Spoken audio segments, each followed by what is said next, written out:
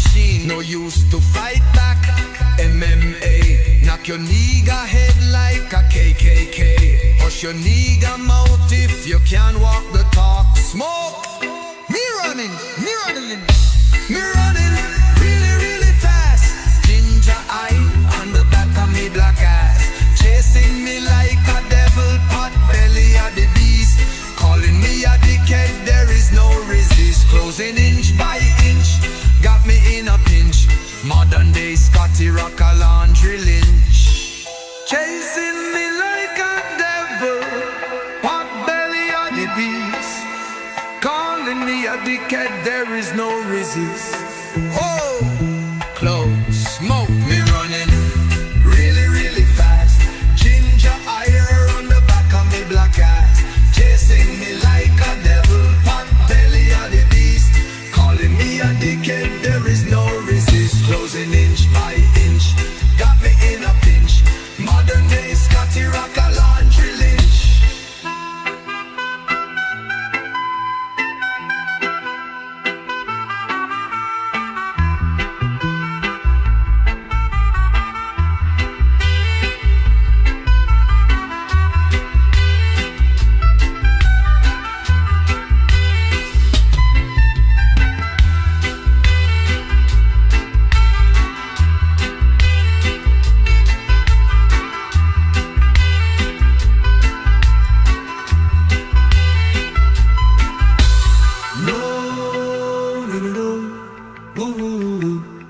Are you and get turned up?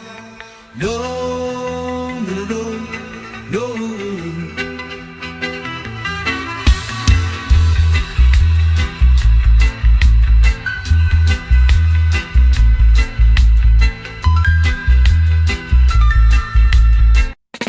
Suck Sullivan, don't mess with his load, or you will get undone. Spinning round and round, bleeding on the ground. Scotty Rocker, laundry killer, no remorse in this beamer. Fabric assassin, hood cleaner, coming for your Rasta queen. Rape on the washing machine, no use to fight back.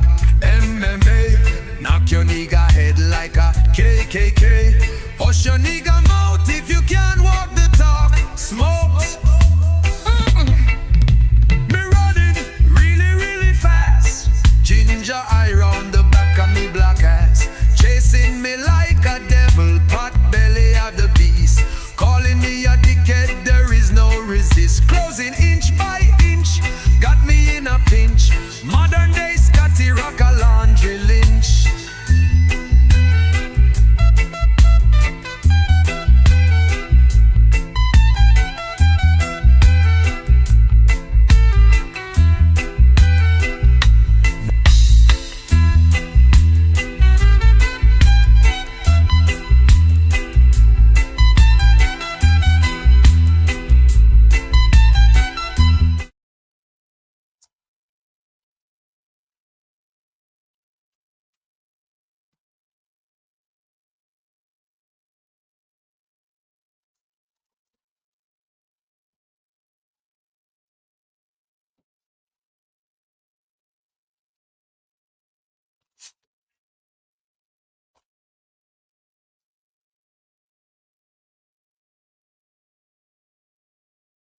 What is going on, everybody? How are we doing today? So you all doing well? Hold on one second. I want to check. Oh, audio's strange. I'm wondering what the deal with that is. Let me check. No, there's something weird. Let me. Holy shit! Like, I can't stand. I can't stand shit, man. Let me see about this.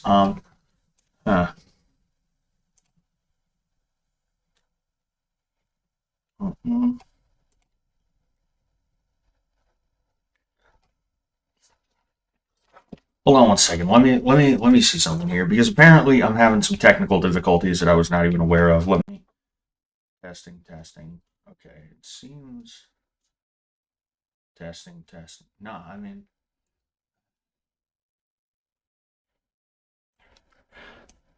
I don't know what the problem is. I don't know why it's the audio is a little bit weird. I don't know if it's sounding weird to anybody else. No, nobody is really here right now. Let me check something. Testing, testing, testing, testing, testing, testing, testing, testing, testing. Yeah, I don't know. I don't know. Hopefully the audio is good. If anybody is here right now who usually speaks, feel free to let me know if the audio is good or bad. As usual, technology has to be frustrating. It can't just be easy. It can't just be simple. It has to be frustrating. Let me try something. Testing, testing. Yeah. Uh, boy, oh boy, oh boy, man.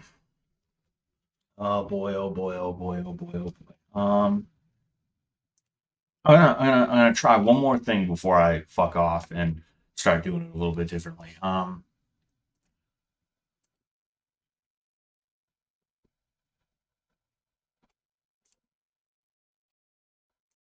Testing, testing, testing. Yeah, like I don't know about you guys, but to me it sounds a little weird and I really don't like it. Not only does it sound weird, but it just sounds it something just sounds off to me. I'm testing right now. Like I'm utilizing the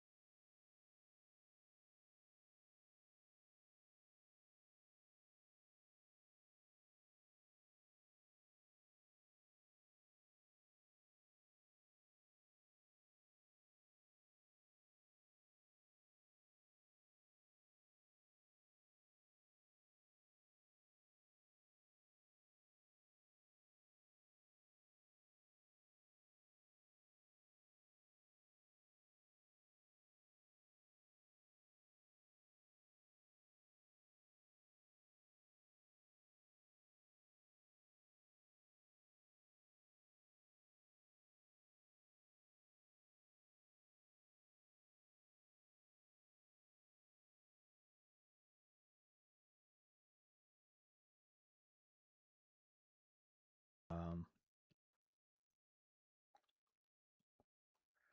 hello, can anyone hear me?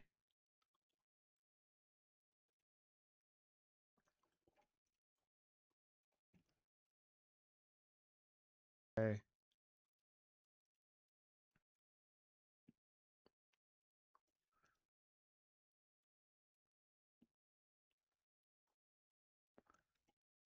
Testing, testing. Ah, okay. So that should be good. That should be all right.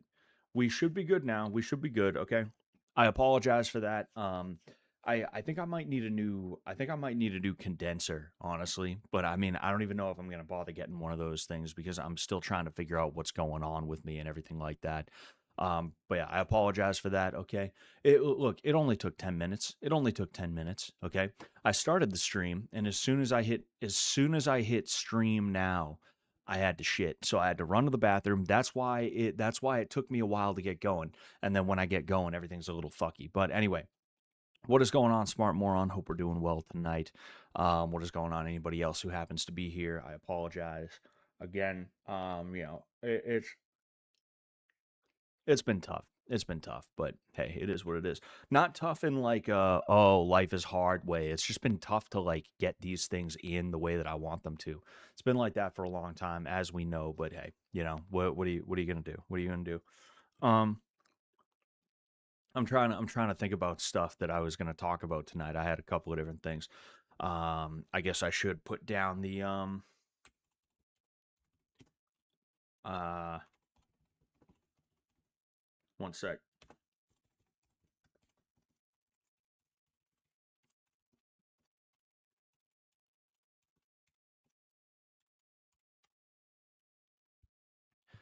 There we go. There we go. There we go. Anyway, yeah, I scarfed down my dinner and I turned around and I'm like, okay, let's fucking go. Let's go. I got to get this done. I had some steak and I had some chicken hearts and I had some noodles, some fucking instant noodles for dinner. because I'm a fucking barbarian or something like that. Brazilians introduced me to chicken hearts, and I've got to say they are very good. If you can get over the fact that it is, yes, the heart of an animal, specifically a chicken, they are very good. You know, the thing is you have to marinate them. If you don't marinate them, you're just going to be eating like unseasoned chicken heart, and that sucks. You know. And then also, I wouldn't even bother with chicken hearts unless you could grill them. Pan fried chicken hearts are so fucking awful. I think air fried chicken hearts aren't that bad, but if you cook them up in a pan, it's like it's honestly not good at all. You know, there's something about the convection, or not convection, excuse me, the conduction, I believe it is. It's just it just makes them tough and like not fun to eat or anything like that. But I would recommend them. I would recommend them. What's going on, Joe Rogers? Hope you're doing well tonight. You know, we're finally starting to get a groove here. You know, there's a lot of there's a lot of things with Brazilian culture that I am like glad to know and stuff like that. But then there's some stuff with Brazilian culture that I'm gonna be honest with you. I'm like, what the fuck is wrong with you guys? You know, like one thing it's done being married to a Brazilian and being around a bunch of Brazilians is I finally recognize the difference between Protestant countries and Catholic countries, where me, like the idea of doing anything on a Sunday other than just sitting around and then having like a really nice dinner, even though I am a Catholic, I have a little bit of Protestant in me, if you want to call it that, but like I was not raised Protestant in any way, right? It's just I have some English in me, is what it is. But um, I am a Catholic, but as I was raised in a Protestant country, a country that was set up by Protestants and culturally it was Protestant for a long time. The idea of like doing anything on a Sunday other than just hanging around and chilling and like maybe seeing some family, but like nothing too crazy. That's like bonkers to me. And yet it wasn't last Sunday, it was the Sunday before that. Like I went to this place where it was somebody's birthday, this Brazilian chick's birthday, and she's like a friend of my wife's, therefore I guess we're friends too. But we sit there for like fucking 6 hours. Maybe not 6 hours. It was closer to like between 4 and 5. To me, like spending 4 to 5 hours somewhere, it's like, okay, all right, we can go home, especially on a fucking Sunday. You don't do shit like that on a Sunday unless it's like Monday is Veterans Day or like Columbus Day or something like that. That's the exception. But nah, I guess in Brazil, Sunday is just the day that they're like, yeah, we're gonna have a 12-hour party, and if you leave before the 12th hour, you're a loser. It's like weird. Like I'm literally like, oh baby, we gotta go, and she's like, oh, but I want to stay more. We got there at like 2:30. It's 8 p.m. I was like, yo, you gotta be fucking kidding me. Get out of here, you know? But yeah. What's going on, Super Ruzy? Hope you're doing well tonight. I'm doing all right myself, trying to pull myself together still, but we're doing well. But yeah, like the food is definitely one thing that I do like. Farofa is pretty good. It literally looks like sand. It's like a yucca plant that it's ground down. And then chicken hearts are good if you cook them the right way and they're marinated the right way. What else? I have this thing in my freezer. I forget what it's called, but it's like this condensed milk treat. It's almost like an ice cream type of deal. And it's so easy to make at home. Like that's the cool thing about Brazilian food, is that a lot of it's really easy to make at home, especially the sweets. They use a lot of condensed milk, and it's literally just like, okay, boil the condensed milk. It's literally just that, add some cocoa powder to the condensed milk. That's basically what brigadeiro is fucking. It's literally just condensed milk, cocoa powder, and then there's like one or two other things in there. One of them sprinkles, because they're little balls, right? You boil the milk, or you don't like boil it, but you get what I mean. And like you form it into balls and you let it solidify in the fridge. Brigadeiro is very good. I would highly recommend that. You should look that up and cook it yourself, make it yourself. It is really, really good. I love the hell out of those things. And anyone can make them too. Anyone can make them. uh, eating chicken hearts sounds gross. Yeah, I mean, me personally, I kind of like trying new foods. I like to experiment with food and stuff like that. So I totally understand if you're like, ugh, chicken hearts, what the fuck? Me, I'm the kind of sicko that's like, oh, I'll try it, fuck it. And it turned out to be good. You know, if you can get over the fact that you are eating the heart of an animal, right? Then you know you're in good shape. You're in good shape with it. You know, the ancient cultures, you used to eat the heart of whatever you killed, and that would give you the power of that animal, or of, in some cases, of that human being. And me, I have eaten at least 1,000 chicken hearts in my lifetime. So I have the power of 1,000 chickens coursing through me right now. So I think that makes me a better guy. I think that makes me better, if anything. Um, what else? There's just like there's different cuts of meat that they prefer. You know, like there's stuff that you're not just gonna find at your local grocery store. Like if you live in a place with a bunch of Brazilians, don't even bother going to the grocery store for your meat. Go to the Brazilian store or stores that they no doubt are gonna have around, and you could find meat for like really cheap. Either A, like the cut of meat is gonna be really cheap, or B, even if it's a piece of meat, a cut of meat that you could get at the grocery store, it's usually going to be a little bit cheaper. You know, don't ask me how. Don't ask me how. I don't know how they do it. You know, it must be some magic shit. First thing I hear after joining is chicken hearts and condensed milk. You redheads are never beating the allegations. Who says I wanted to, Tank Hill? Who says I wanted to beat any allegations, huh? Huh? Oh, man. Sorry. Trying to floss. You know, picanha is really good. You know, you like the thing is Brazilians specifically are like, no, we want picanha. The American name for it would be top sirloin cap. But you're usually not just going to find like the sirloin cap at the grocery store. You know, you might buy a sirloin and it comes with the cap attached to it, but like you're typically not just going to find sirloin cap or picanha at the grocery store. You know, um, I'm very proud to be a white American. You know, and I'm proud of my heritage as well. I'm proud of my Irish and Italian heritage, especially. You know, though I'm obviously not ashamed of like my English or my Swedish ancestry or anything like that. But I mean, I'm just mainly Irish and Italian, so those are the ones that I really went in on. Um, but like, it is interesting to study, not study like I'm sitting here with books, but it is interesting to get into another culture like that, you know. And you know, it's cool. It does the heart good. Like, I'm the kind of person, I don't want to see anyone down bad. I feel bad when I see other people suffering and stuff like that, you know. And um like, because of that, I want to see people in positions of strength, right? Not positions of chauvinism, but positions of strength where they can stand on their own and they have something to be proud of and things like that. I find that to be very interesting and very cool. And as weird as it sounds, I almost find it beautiful to see like the pride that Brazilians have in Brazil. It does my heart good seeing them so proud of themselves, and I feel the same way about myself and my culture and everything like that. And I wish more people felt that way about America and Ireland and Italy and everything like that. You know, we've obviously fallen victim to the brain worms of oikophobia, which is a word that I learned recently.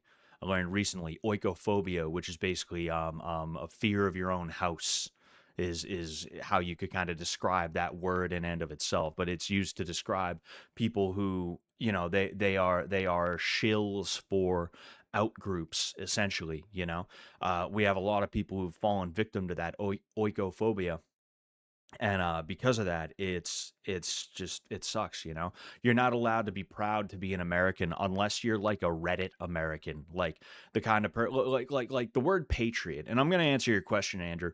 The word patriot, right? I can't stand the word patriot anymore because when I hear the word patriot, it's being used by some woman who's in her 40s or 50s, maybe even 60s, who's trying to describe somebody who is like an Israel shill, and their main concern is not being called racist or homophobic or something like that, you know. They'll sell out their countrymen the second one of these like enemies, one of these traitors in our nation call somebody like racist or misogynistic or something like that, you know.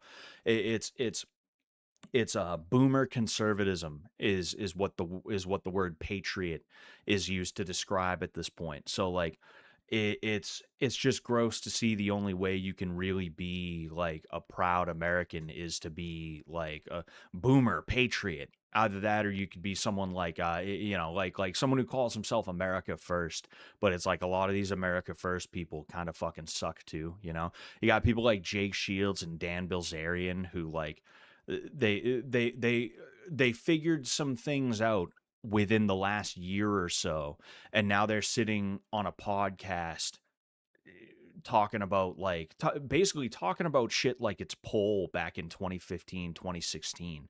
And it's like that's fucking gay, dude. Like I don't want to shack up with you guys either. I don't care how based and red pilled you are and all that other shit. Like no, get away from me, you know. It's there's nowhere for people that are not retarded, you know. And that's the annoying thing. That's the annoying thing about it. There's nowhere for anybody who's not retarded to go. Everything you see in front of you is just a place for retards to hang out, even if it's headed by like a really intelligent guy like, you know, Fuentes and the Groypers and shit like that. I'm not the hugest Fuentes fan, but also like I can recognize that the guy has an intelligence about him. You get a lot of people who are just like they're not exactly high quality people. And I'm not saying it's like every person who's a Groyper or even every boomer conservative or every like America first, like I listen to Jake Shields guy. I'm not even saying every single one of those guys is like a low quality person necessarily, right? But like there's a lot of low quality people that make up their their fan bases. So, you know, uh, our Brazilian steakhouse is authentic. It depends on where you're at. Like Folga de Chão is modeled after what they call a rodizio, which is basically it's a buffet, and they have the waiters walking around, and you can flag them down, or they might come over to your table and offer you, but like they have a spit with a bunch of different meat on it. Like I went there. There's usually one in every major city. Like there's one in Boston. We saw one in Baltimore. It's kind of expensive, and as per what my wife says, it's not the best Hojizio you're ever gonna see. But um, if you have like a Hojizio setup, then yeah, it's probably gonna be authentic to some degree. Um, because I mean, after all, like really, where else are you gonna go in the world that has a setup like that? I've never heard of that anywhere other than Brazil. Maybe Argentina has it too. I don't know, but um, other than that, it's like if you go to a place like if you go to Idaho, where if there's any if there's any Brazilians, there's probably only like five of them. you know, um, I would assume they're probably gonna try their best, but they're probably not gonna do that well. Like meaning like they're probably gonna have to make some compromises and things like that. Um, man. Anyway, that is one positive thing about globalism. I'm not a globalist, as you guys are probably aware. One positive thing about globalism, I will say, is that the world being so interconnected means you can get a lot of different stuff from a lot of different places. Like for instance, I'm going to show you guys something.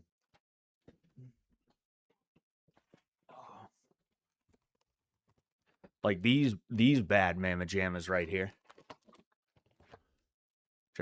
Kung Fu, Chris Spangle. These things are mad good. The thing is, I think they're making me shit water, and I think they're turning the shit water green. But these things are so fucking good. They're like graham cracker with chocolate on the inside and outside. I love the hell out of them. I can't stop eating them. I got those in Chinatown last weekend. Like over the last even decade or so, I've seen so much more stuff like shipped in from other countries, like foreign products and stuff like that are actually really cool. They're really fun, you know.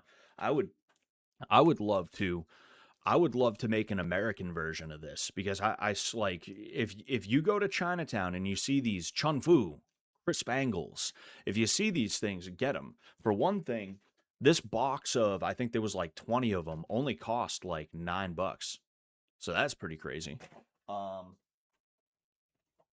but those things are so good. I would love to make an American version of them. You know, um, that's sick. But excuse me, one sec. Um, like you can get a lot of foreign products. Obviously, you're not going to import them yourself, but like I remember growing up because there was always a lot of Brazilians in my area. Like there was a couple of Brazilian stores and they had some stuff that was either from Brazil, like fresh off the boat, or what it was is Brazilians in America, they started making say like a linguiça calabresa. That's a sausage that they like. And fucking like what's it called? You have like companies that are in America that will make that kind of sausage, and it's made in America a lot of the time by Americans, but like it is Brazilian style sausage, right? You would see that kind of stuff in these stores, but now you walk into these stores, like these Brazilian stores, and it's like tons of like shit that's fresh off the boat. I do think that's pretty cool. That's fun. I do like it, you know? Um, but yeah, overall, stay in your country, god damn it. Stay out of mine. Stay out of my country, god damn it. Man, there's one place I know. There's once place I know. It's the Scott Sullivan stream. Once what? Uh, all of this is just proof that the zeitgeist is real and the people capable of riding the wave of it need to keep steady on their board and let the fadsters wipe out. Yeah, you know, I guess you could say that, but the problem is not the fadsters, right? Because like there's always going to be a grifter. There's always going to be somebody who's trying to make money off of something, and they're not going to be as they're going to be disingenuous about it, you know? I don't even think Jake Shields and Dan Bilzerian are disingenuous. I don't think those guys are smart enough to be disingenuous about it, if I'm being real with you. I think those guys 1,000,000% believe in literally everything they say all the time. Even if 1 minute they say the sky is purple, and then the next minute they say it's red, and then the next minute they say it's blue. Like they, in those moments that they're saying it, they are 1,000,000% convinced of those things, you know? I think the problem is that the average person is literally cattle. There's a reason why they call us the Goyim, right? We like not we. I'm not one of them, but like so many people are cattle, you know, and that's why democracy was not a thing for most of history. And that's why every democracy, including ours currently, has failed or is failing, is because the average person is not meant to be voting. And just like with a lot of the gender roles stuff, we got rid of them only to figure out that they were there for a reason. We're realizing that aristocracy, that monarchies and things like that are or were there for a reason. And I'm not even personally somebody who likes the idea of a monarchy or of any kind of dictatorship or anything like that, you know. But there needs to be a happy medium between, okay, we have a king that is like, you know, that like if we want him gone, we have to wait for him to die or overthrow him. And okay, everybody just gets to vote no matter what. Haha. I think republicanism is probably the best bet, you know? Oh, excuse me. But hey, it is what it is. Yeah, I'm sure it's not the best, but it's still pretty good if there's nothing else around. Oh yeah, of course, it's different. It's interesting. That's one of the reasons I like Asian food specifically is like I tried hot pot for the first time a few weeks ago. Maybe it's been a couple months at this point. Time flies. But like hot pot's really cool because like obviously I can make my own like lamb and chicken and steak at home if I wanted to, but like the way that they do their seasonings and all this other stuff, it's different. It's exotic. Oh, excuse me. And it's really nice. It's really cool.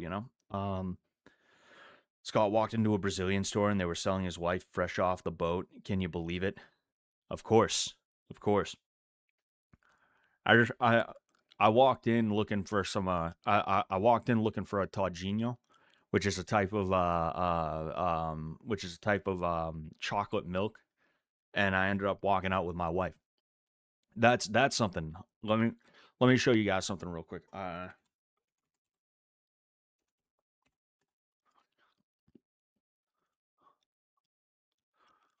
Yes. Yes. Yes.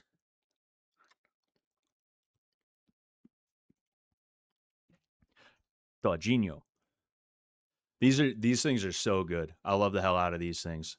I've been getting them quite often recently. I've been getting them quite often. If you have a Brazilian store, look for those things. They are very good. I am curious about this one though. Huh. I am curious about this one. I'm curious if this is the same or different. Todinho Universal. Anyway, he asked for a Todd Jean yo, and they just handed him his wife. Yeah, that's what it was. Oh man, I want to watch some fights. I don't know exactly what fights to watch, but I do have an idea. I want to watch Benny Urquidez. Benny Urquidez. I do want to watch a little bit of him.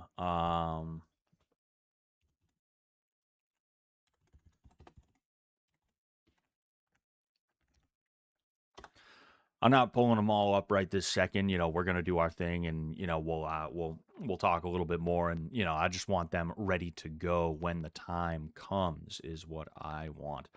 Um, but yeah, like any kind like, and I've thought about it though, and like any kind of cultural pride is like a really beautiful thing to me. And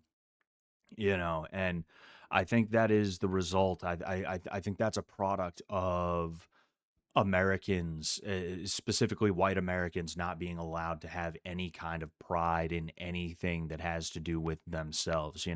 The only way they can have pride in themselves is if they let enough black dudes fuck their wives or something like that. Is essentially it. And that's one of those things where it's like, yo, like there's no way in hell I personally am gonna give into that like modernity bullshit where it's like, oh, but here's an example.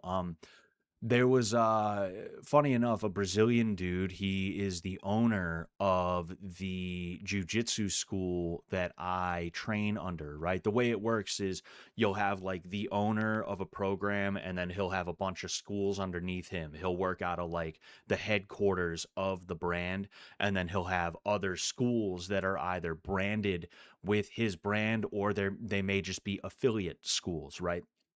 And this dude is a Brazilian. He's fresh off the boat. He's been here a long time, but he was born in Brazil. And I guess somebody who was illegal stole his he somebody was using some kind of information of his, right? And he posted about it on Facebook, and he was like, man, somebody stole my social security number. That's crazy. Probably somebody who was using it illegally, meaning like probably an illegal immigrant, somebody who's undocumented, blah, blah, blah, whatever you want to call it.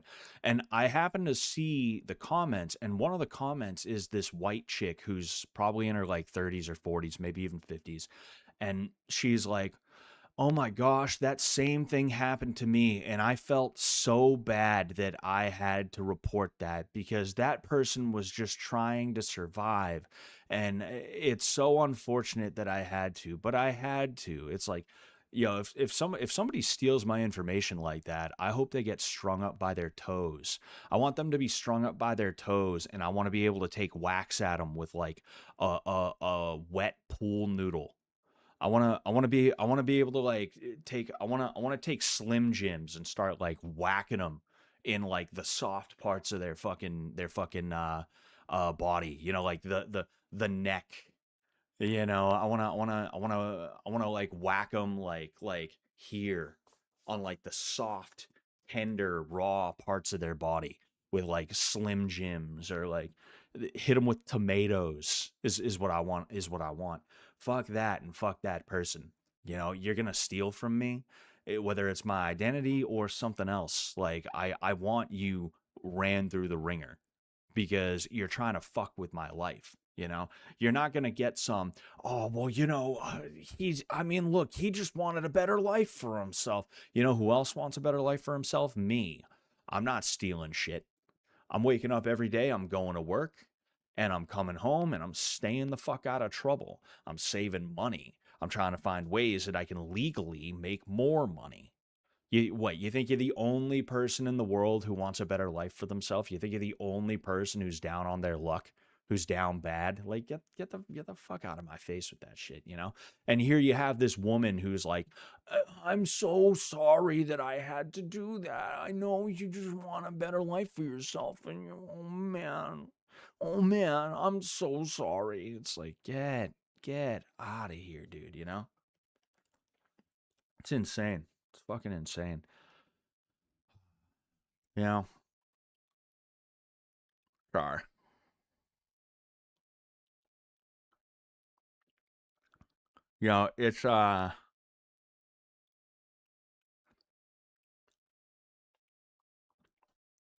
It's it's one of the things that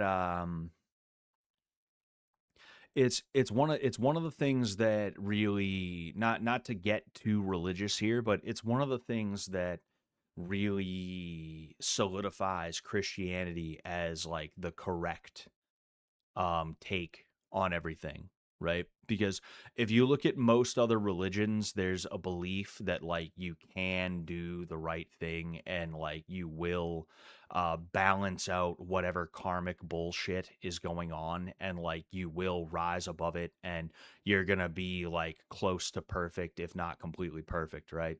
um and I know that's either a simplification, or it is kind of really a bit of a misunderstanding. I'm not saying that that's like 1,000,000% accurate what I'm saying, but Christianity, excuse me, is the one religion that says that like humans are wicked, and that's why we had to be separated from God in the first place, is because this wickedness could not stand in the presence of our Lord.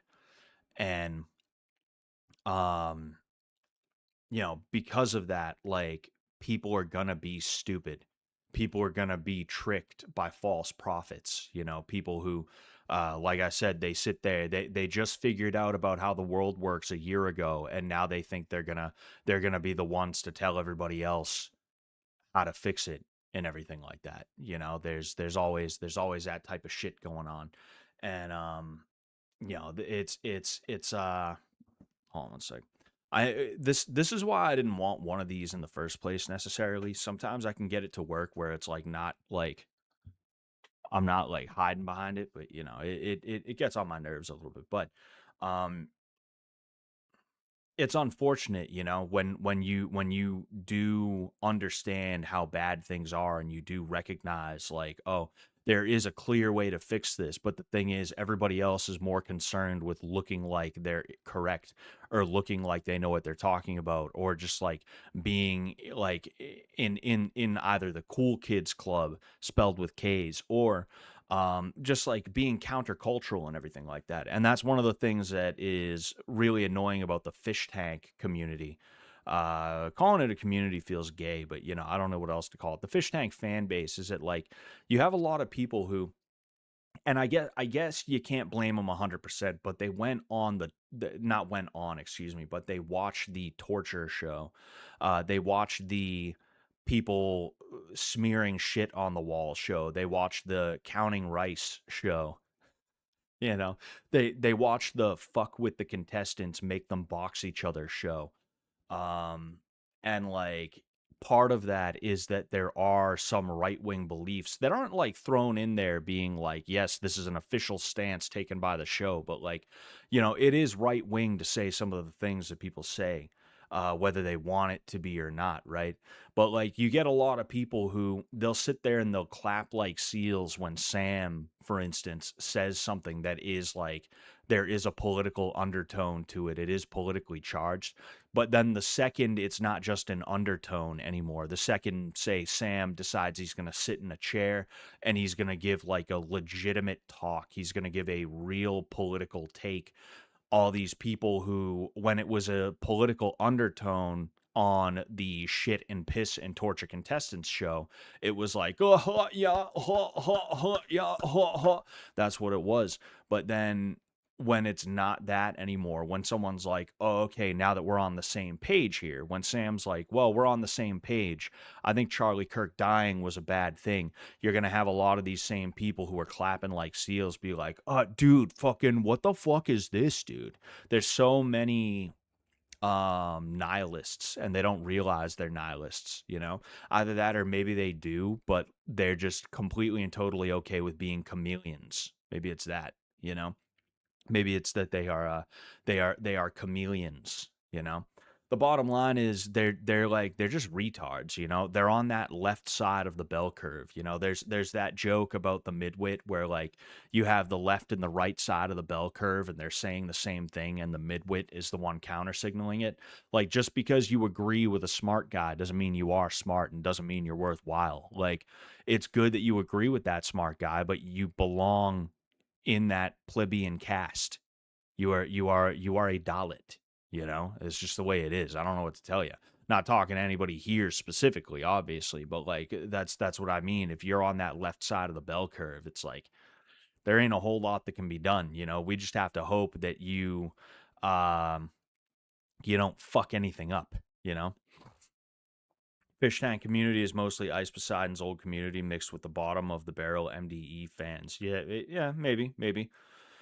I do notice a lot of people. I mean, the thing is, Mizzy was on this show, so I guess you can't really blame them. I was saying I did notice a lot of people who were like big into Fish Tank that were paying attention to. I don't think it was Ice Poseidon's stream specifically, but there was a prison stream that Mizzy was a part of. So it's like, on one hand, it's like, well, you can't really blame them. You got fucking Mizzy on the show, so she's she's just doing her thing, and people are paying attention to her because she was on Fish Tank. But yeah. Yeah, Fish Tank cured my racism. Teddy Hitchcock is now anti-racist. Good for you, pal. Good for you, man. But yeah, that's one of the reasons I don't pay too close attention to politics anymore. And that's one of the reasons I got out of activism, is because truthfully, I knew this a long time before I decided it was time to go. We weren't going to change anything. The world is not going to change. Can the world change? It can. It can. But we are not going to be the ones who we lead the charge. We're not going to be the vanguard who changes everything and makes it all better. That's not the way it's going to work. Maybe if we're lucky, in our 40s or 50s, things will get a lot better. And you're starting to see things turn out better now. But there's no guarantee that in the next 5 to 10 years, it's going to stay that way.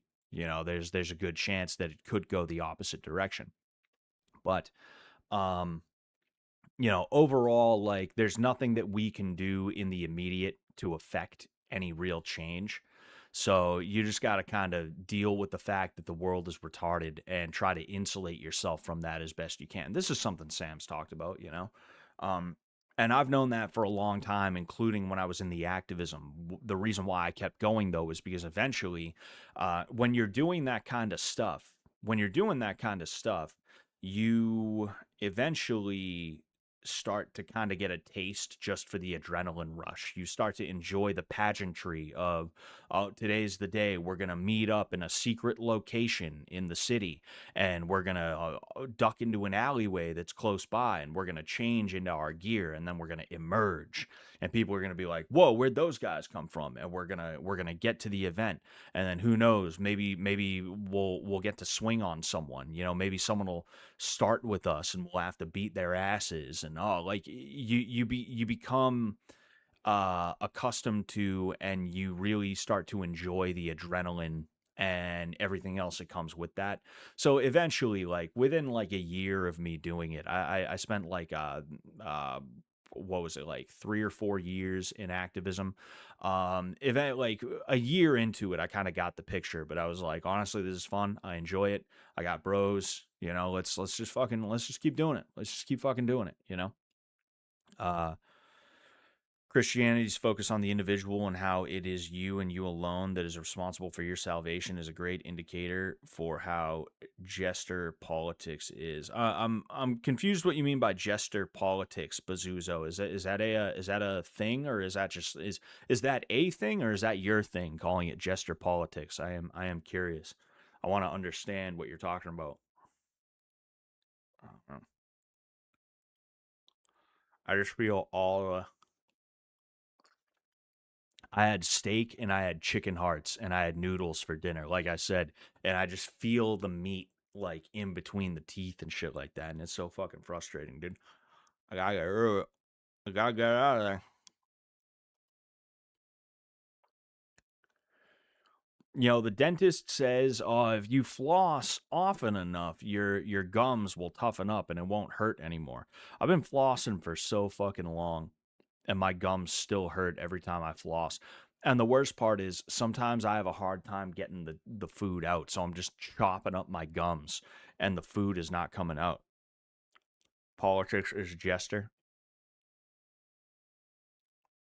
As in like politics is a joke. I take it. I would assume. I would assume. I don't know. Yeah, I mean, if I'm understanding you correctly. Oh, thank you very much, Ding Dong Master, for the $5. I appreciate that. Hi, Scott. Hello. Hello. I still, like, I cannot figure out what is wrong with the TTS. So I apologize, Ding Dong Master. It was supposed to be, there was supposed to be TTS. I'm having a hard time figuring out all about it. My bad. But thank you so much for the $5. I appreciate the hell out of that. What's going on, J Spike 96? I like water picks. I've never used a water pick. I go to the dentist and they use a water pick on my teeth sometimes, and like it does hurt a little bit, but it is what it is. I don't know. Maybe the water pick I'm using will maybe the water pick that I get, if I do get one, will be okay. That would be nice though. That would be nice. But yeah, um, if I'm understanding what you're saying, Bazuzo, it's like the average person does not want to be responsible for themselves. They want other people to be responsible for them, and that includes everybody, even like a lot of these people who they call themselves libertarians, and they're like, personal responsibility, personal freedom, and all this other stuff. They want to be left alone, but like a lot of the time when you really press them, they are rules lawyers, and they're the kinds of people who like they expect you to kind of live your life based around what they want for themselves. Like the meme back in the day was like the ANCAP legalized tactical nukes guys. Like a lot of libertarians are the kinds of guys who they would buy a house in your neighborhood and they would put a silo in their backyard, and when you're like, hey, bro, what the fuck? They'd be like, that's my yard. That's my yard. If you don't like it, you can move out, buddy. Like even the people who claim that they don't want other people looking out for them, or having to take care of them, or even just like dealing with them in some way, they're the kinds of people who they will find some weird fucked up way to contort themselves so that they're doing that very thing. They're doing that type of shit. The average person is not capable of standing on their own, and that's why they shouldn't have power. You have to be able to stand on your own and make decisions on your own and consider consequences outside of just, will this enrich me? If you're going to have any kind of power, if you're going to be pulling levers in society or anything like that. It's just it's ridiculous. It's so fucking annoying. And I mean, hey, we're stuck here. So the best thing you can do is just try to insulate yourself. It's like I said, they make floss for sensitive teeth, Scott. It's not much more expensive either. Nah, I know they do. It's not the teeth that are sensitive. It's the gums. It's the gums. You know, the sensitive teeth floss is not going to help the gums. Man. Have you ever read or heard of the book A Libertarian Walks into a Bear? Libertarians went up to New Hampshire in like 2009 and basically took over the town government through a united voting bloc and just stopped all social services like garbage collection. So the bears started eating the garbage and like swarming there. Yeah, I mean, I'm not surprised at that because the Free State Project specifically targeted libertarians as New Hampshire, excuse me. The Free State Project specifically targeted New Hampshire as a place that they wanted to go. Just remembered I have a Coca-Cola, but yeah, the Free State Project is where New Hampshire is where the Free State Project was supposed to go, is what I was saying. And there are a lot of libertarians in New Hampshire, not nearly as much as you would expect, but you know, there's quite a few of them. There's like I remember in 2020 I went to a libertarian convention in New York. It was in Olean, New York, a hub, a major hub of Olean, New York. And there was this one guy from New Hampshire there, and his claim to fame was that he was like the one libertarian state senator in the country. He's a state senator for New Hampshire, and he's a libertarian, and he's the only one of those in the country from the Libertarian Party. And you know, it's just like, wow, I wonder how many people had to vote that guy in, you know. But yeah, like there's a lot of wackos in New Hampshire, if we're being honest here, and it doesn't surprise me at all that that's what the libertarians did, because the libertarians are not concerned with like running a society or anything like that. They're just concerned with like, I want to smoke my weed. You know, that's literally all the libertarians are. When you talk to them, it just comes down to, I just want to be left alone, man. And it's like, okay, it's cool. I get it. I get what you're saying. I don't fault you for that, you know. But oh, one sec, hold on. I just saw something here. Anyway, you know, a lot of these libertarians, they're not actually like thinking about what is going to make a country run. They're not thinking about what is going to make even a community stick together and like not completely fall apart. They literally are just like, I want to smoke weed. And that's their whole political anything and everything, you know? But anyway, let's. This is Benny Urquidez. He is a. I'll go ahead and I'll pause it here. So this is Benny Urquidez right here. He is a kickboxing legend. He's one of the first guys who, if he didn't revolutionize kickboxing, then he is at the very least one of the first guys who was like, nah, fuck it, I want to travel the world and fight dudes. You know, I don't know if this is Thailand or Japan. It looks like it would be Japan given the lettering on this banner here.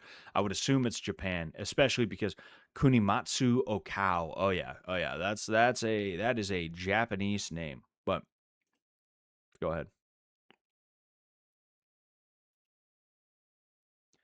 It's also a very Japanese looking dude. So for some reason the fucking for some reason the audio for this video is like really shitty. So we're gonna go ahead. We're gonna watch it. We're gonna watch it from the beginning, okay? From when they walk out. This is in like, I believe the 70s is when this is, you know? And you're gonna see he's got a very American kickboxing style, you know? I really wish this style stuck around, you know, but the thing is they like you just don't see it as much anymore. There's a jumping front kick. That's pretty crazy. Oh, yeah, there's a low kick from Okao. Ooh, he got dropped right away. Damn. Yo, what's going on, your grandson? My name's Sean. It's nice to meet you. Oh, okay, all right.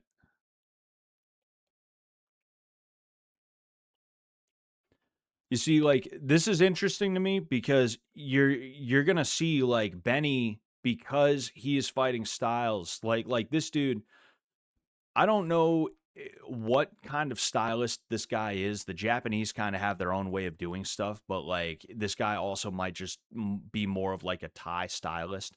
Um, I'm not sure what his background is specifically, but like Benny Urquidez has not faced a ton of guys like this at this point, so he has to kind of figure out how to deal with them on the fly. Is what's going on, you know? How the fuck can the orange pants guy see with that hair? No wonder he's losing. Yeah. Oh yeah, he's got the Bieber bowl cut.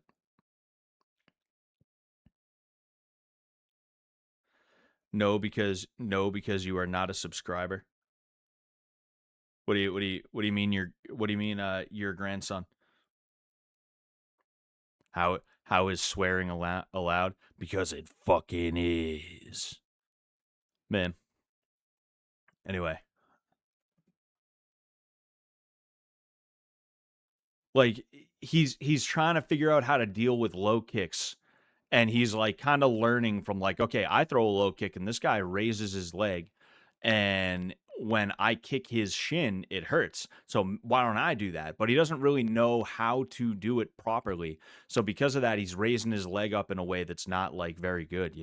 But honestly, like, this style of kickboxing didn't have to go away. It's just that there was just a fight that took place in, I believe it was the late 80s. It was Rick Rufus versus Kang Pwek Kiatson Grit, and we'll watch that after this. It was like a barn burner, and because low kicks is what won the fight for the Thai fighter, Kang Pwek, because low kicks won the fight for that guy, a lot of Americans were like, oh, we got to do this low kicking thing now. And because of that, they abandoned a lot of other aspects of what was a really effective style of kickboxing. You're going to see when we watch the next fight, you're going to see um you're gonna see when we watch the next fight, you're gonna notice that like Rick Rufus is dominating the fight.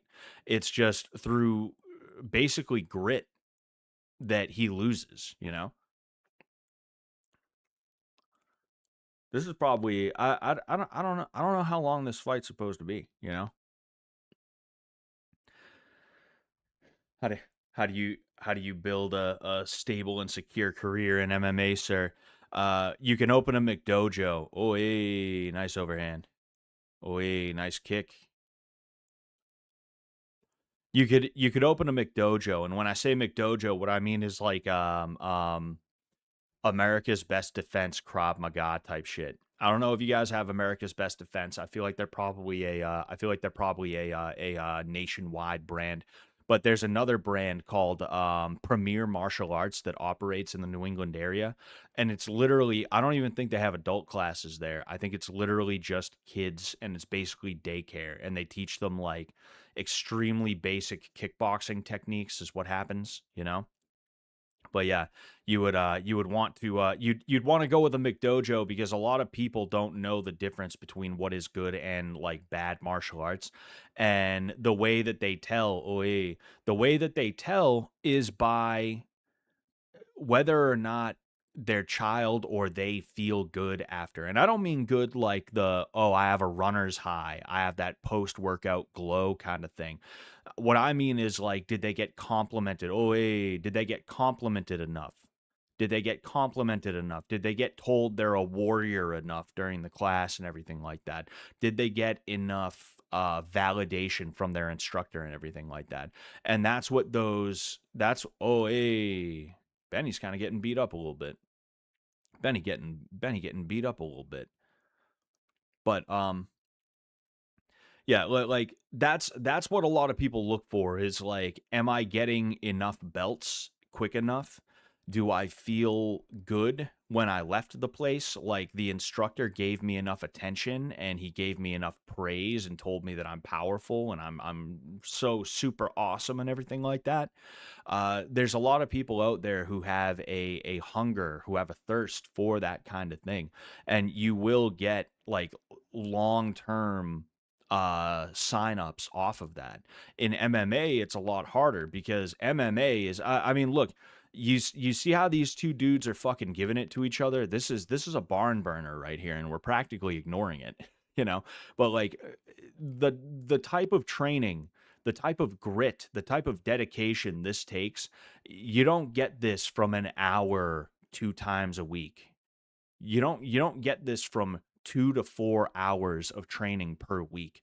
You can only get to this level with multiple hours of training per day and a practically suicidal like lust for that kind of greatness, you know?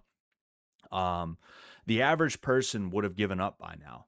The average person would be like, I don't know if this is worth it, man. Do I want to win that bad? I don't know, man. I don't know, you know? But no, these dudes both want to win. They have that sort of pride about them. And because of that, they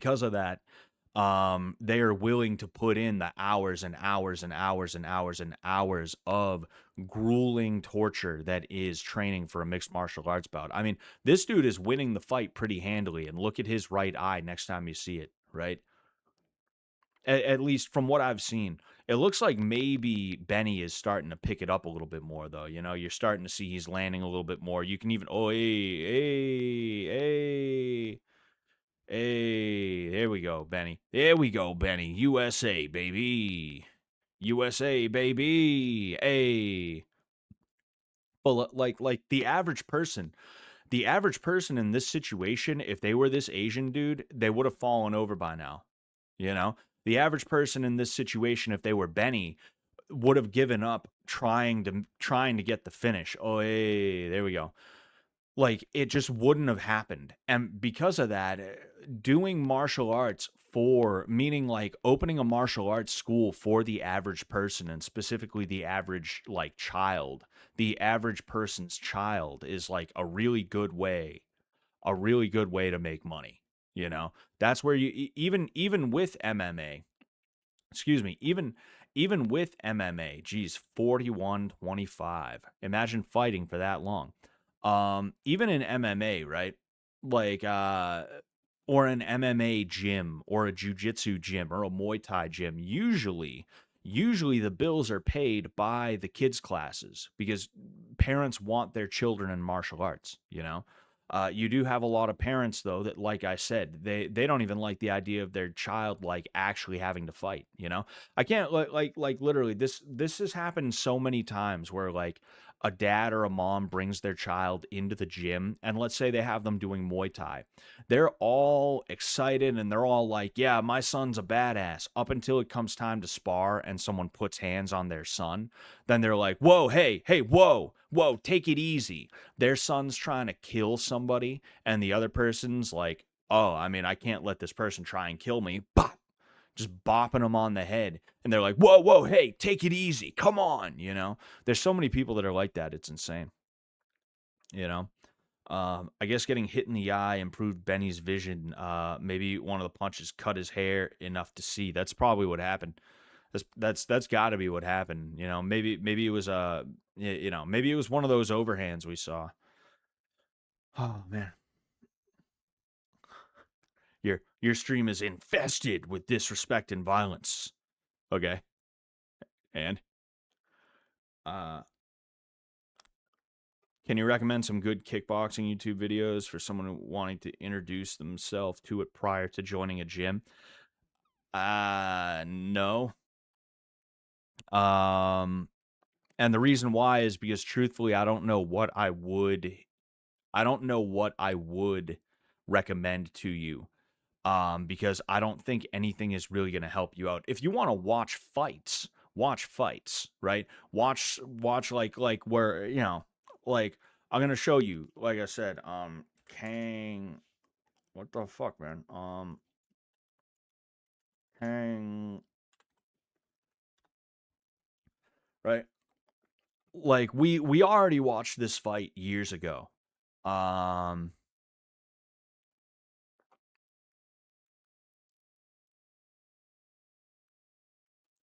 I don't want a breakdown. I want just the fight. I want the fight and that's it. All right, yeah. I believe this is it. I believe this is it. Okay.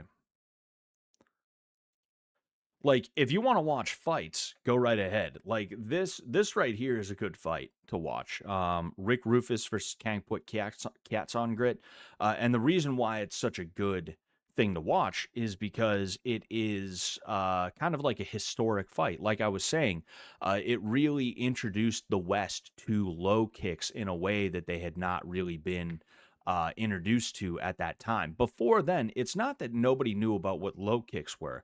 Like anybody who knew about Benny Urquidez, they knew that low kicks were a thing. You could see Benny even throwing low kicks in that last fight that we watched, but they didn't really believe low kicks were that good of a thing because for one thing, they didn't see them um as very effective, right? Because in order to score a leg kick knockout, you have to hit somebody like 15, 20, 30, 40 times, honestly. Like people are a lot tougher than you might give them credit for. Especially somebody who's trained, who's felt that kind of pain before. And you're going to notice like Rick doesn't just go down after the first couple of leg kicks. He keeps on fighting. But the thing is like I mean, because of that, excuse me, these Western fighters were like, why would I kick somebody in the leg when I could knock them out with a couple of punches?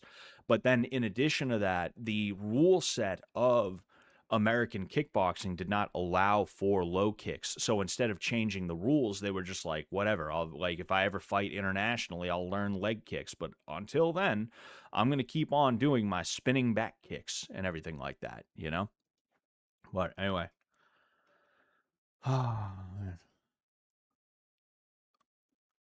Anyway.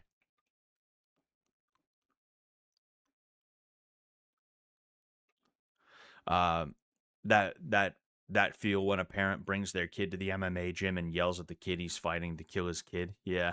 Oh yeah. Fucking that happens every now and again. A parent comes in and they're pissed off at their kid and they're like, just fucking kick his ass. You know? Please do it. You know, they only they would only do that because they trust me or whoever they're telling it to not to actually seriously injure their kid. What they really mean is like, you know, lay into those low kicks a little bit, you know, maybe hit them in the body a couple of times. Okay. Western fighters are too weak nowadays. Unfortunately, Mr. Sullivan, they have been weakened by government. Yes, we need strong libertarian fighters is what we need. All right, so this is Rick Rufus. This is Kangput Kiats on Grit. Now, Kangput Kiats on Grit was not a nobody. You know, he would have an international career after this where he would fight some pretty serious guys and he would do pretty well. Rick Rufus, on the other hand, I mean, I say on the other hand, like I'm about to say he's a nobody. He's not a nobody. He is definitely not a nobody. He is one of the greatest American kickboxers to ever exist, you know? We have a lefty versus lefty battle right here, but you're gonna notice the difference, right? You see the way he's using his hands, you see the way Kangput is using his legs. The thing is, Thai boxers are not especially known for being good with their hands. You have some dudes that are called Muay Mat, but they're not particularly known other than that for being good with their hands. And a lot of the time, Muay Mat just means you're a brawler. It doesn't mean you're particularly gifted with your hands. It just means that you're kind of blood and guts, much like how Rod Tang is, you know?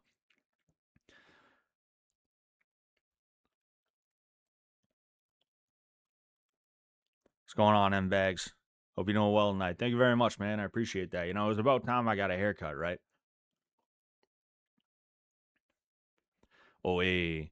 And you see what I'm talking about there. You can see those leg kicks already starting to come, you know? But you're going to notice like you're gonna notice how at a disadvantage is Kangpwek is with his hands. You know, you're gonna see like over here, Rick Rufus is so much better with his hands.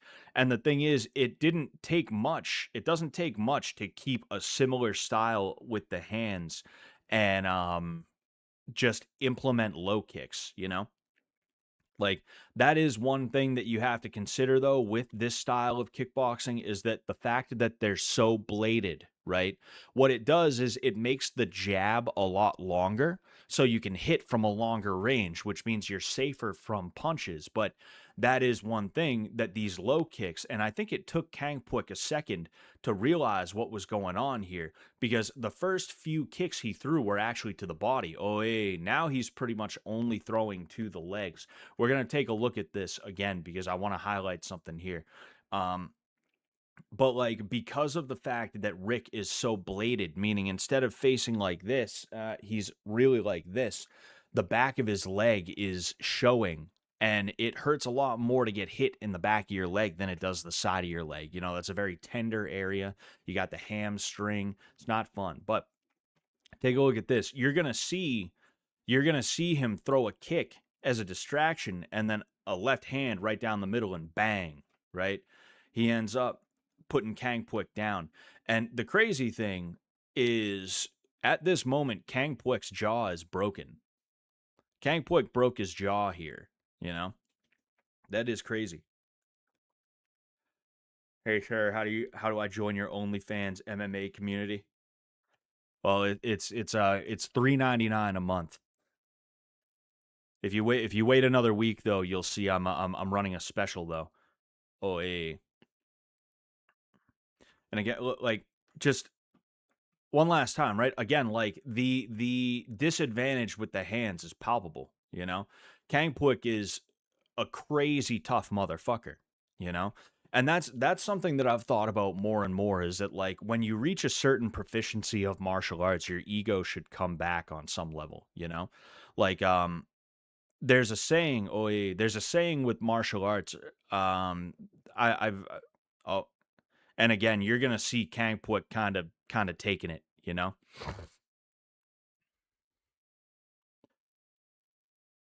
A lot of those punches are missing, but that right there is like, oof, you know, and that's the same side as the broken jaw too, you know. Bro went for the soccer kick. I noticed that too.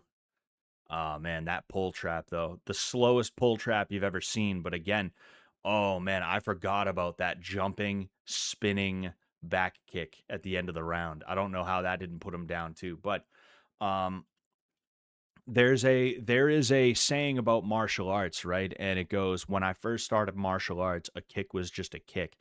When I got good at martial arts, a kick was no longer just a kick. And now that I'm a master at martial arts, a kick is just a kick. And it's kind of the same thing with the ego, where it's like when you first start martial arts, you're probably going to have a bit of an ego. When you start getting good at martial arts, that ego is going to dissipate. At least it should dissipate, right? But then when you become what you could call a master, or when you reach that proficiency as to where you're not just like a novice or even like intermediate, you're not even just like, I guess what you could call a journeyman of the martial art anymore, you should probably have a bit of an ego that comes back. And a good example of this is this right here. This right here, or the situation with Urquidez and what's his face, the other guy, the last fight we just saw. Those guys are not fighting and like taking all that damage just because they want to. They're doing it because they want to make sure that if they lose, it's not going to be because they gave up. The other guy is seriously going to have to take it. That's why I continued trying to grapple, even though I had a torn pec back in November, where my pec tore in the middle of a grappling match, and I had another match like 10 to 15 minutes later, and instead of me being like, oh no, I can't, I can barely move my arm and it's really painful and all this other stuff, I told myself, no, I'm not gonna not do this match. If this guy's gonna win, he's gonna have to beat me. I'm not just gonna be like, no, I can't do it. He's gonna have to take it from me, you know? And the reason I did that is because I'm a black belt now, and I realized like, okay, I can't afford to be like a blue belt about it. I can't afford to be a blue belt about it. I got to be a black belt about it. And every black belt that I've ever known has had that sort of like they're like a rooster, you know, where they're like, nah, like, hey, I'm not gonna win them all. I know I'm not gonna win them all, and I'm perfectly fine with that. That is a-okay by me. But there is no way in hell I am not going to fucking try. You know, there's no way in hell I'm not gonna give it my all. If I'm gonna go down, I'm gonna go down swinging. You know, but with that said, um, oh, ooh, what am I doing? Oh wait, yep, yep. I want to skip through this because obviously it's kind of a point foul. Interesting. All right.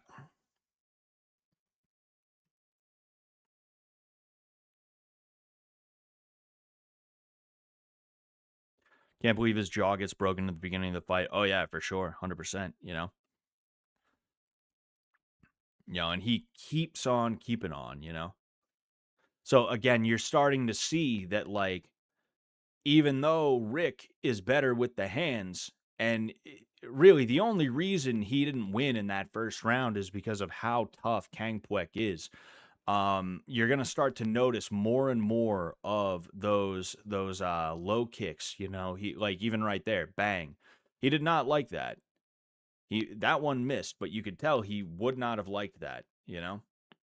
There's another low kick. There's another low kick attempt.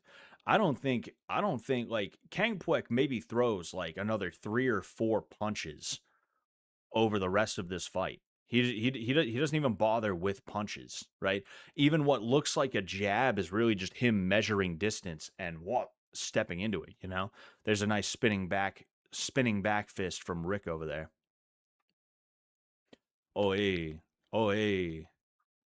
Hitting that back leg there. Oh hey.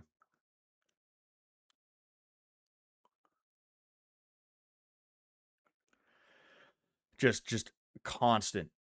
Oh, interesting. There was a you see look at here. Look at here. Look here. Bang. He drops an elbow on him on the way down. You know? And like even like truthfully, like obviously I would never tell somebody to cheat or anything like that. I would never tell somebody like, "Hey, you should definitely 100% like hit somebody in the back of the head. You should definitely 100% go for an eye gouge or something like that."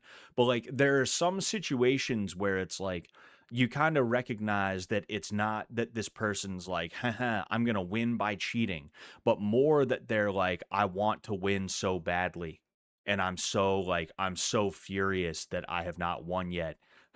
That something like that, it's like I'm not saying it's good. That was dirty. That was not okay. But it's almost kind of understandable because of that ego that I'm talking about. I think it was Chael Sonnen who said, "If you're not willing to go too far, you'll never go far enough." And I know he never won a major championship in his life, but like he was just a dude who, for one thing, he beat a lot of talented dudes, you know? But then in addition to that, like he was very well loved. He was very well appreciated because he was always, always, always trying his best, doing absolutely everything he could, including fucking steroids, to get to that top, to get to the top of the mountain, you know? You can say what you want about Chael Sonnen, but like he does have a winner's mentality. It's just that there were other aspects that led to him never winning that championship belt that he so coveted. Um, but like it is what it is.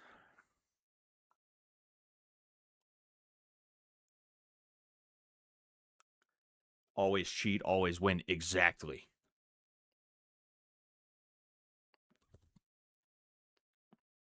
man.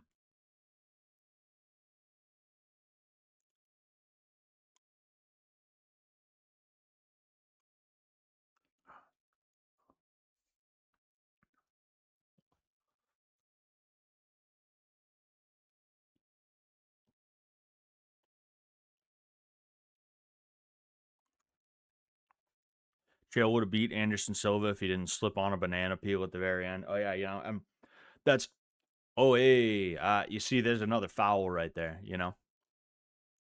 I wanna show that, but that's one of the things about Chael Sonnen is that he admitted himself that there was something wrong mentally, where like he would be right at the door, ready to walk through it. He would be like this close to like, I'm going to win, it's going to happen.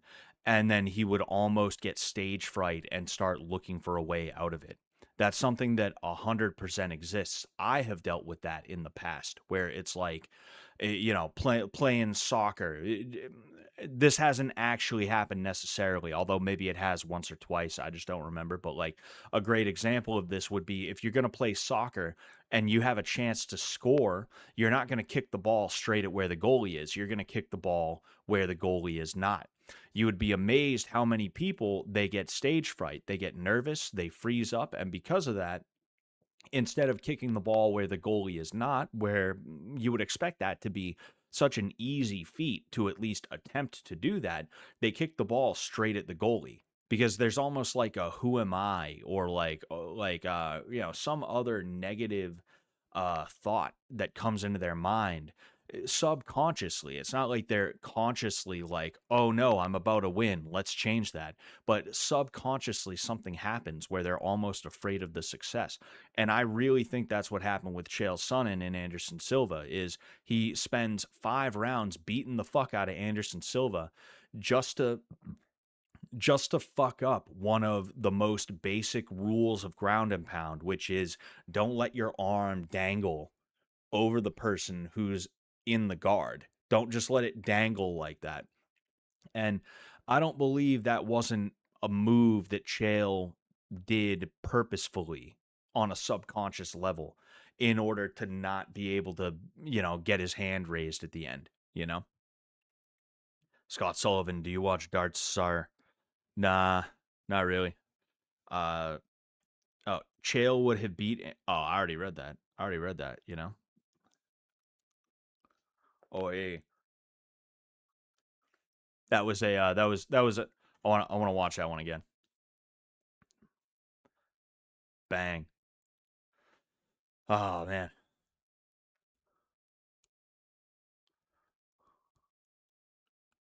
that that right there is a pretty major foul. We're gonna go ahead. We're gonna go across. Like look at this dude's face. You can see damage. You see the damage here. You see damage here and here. Let's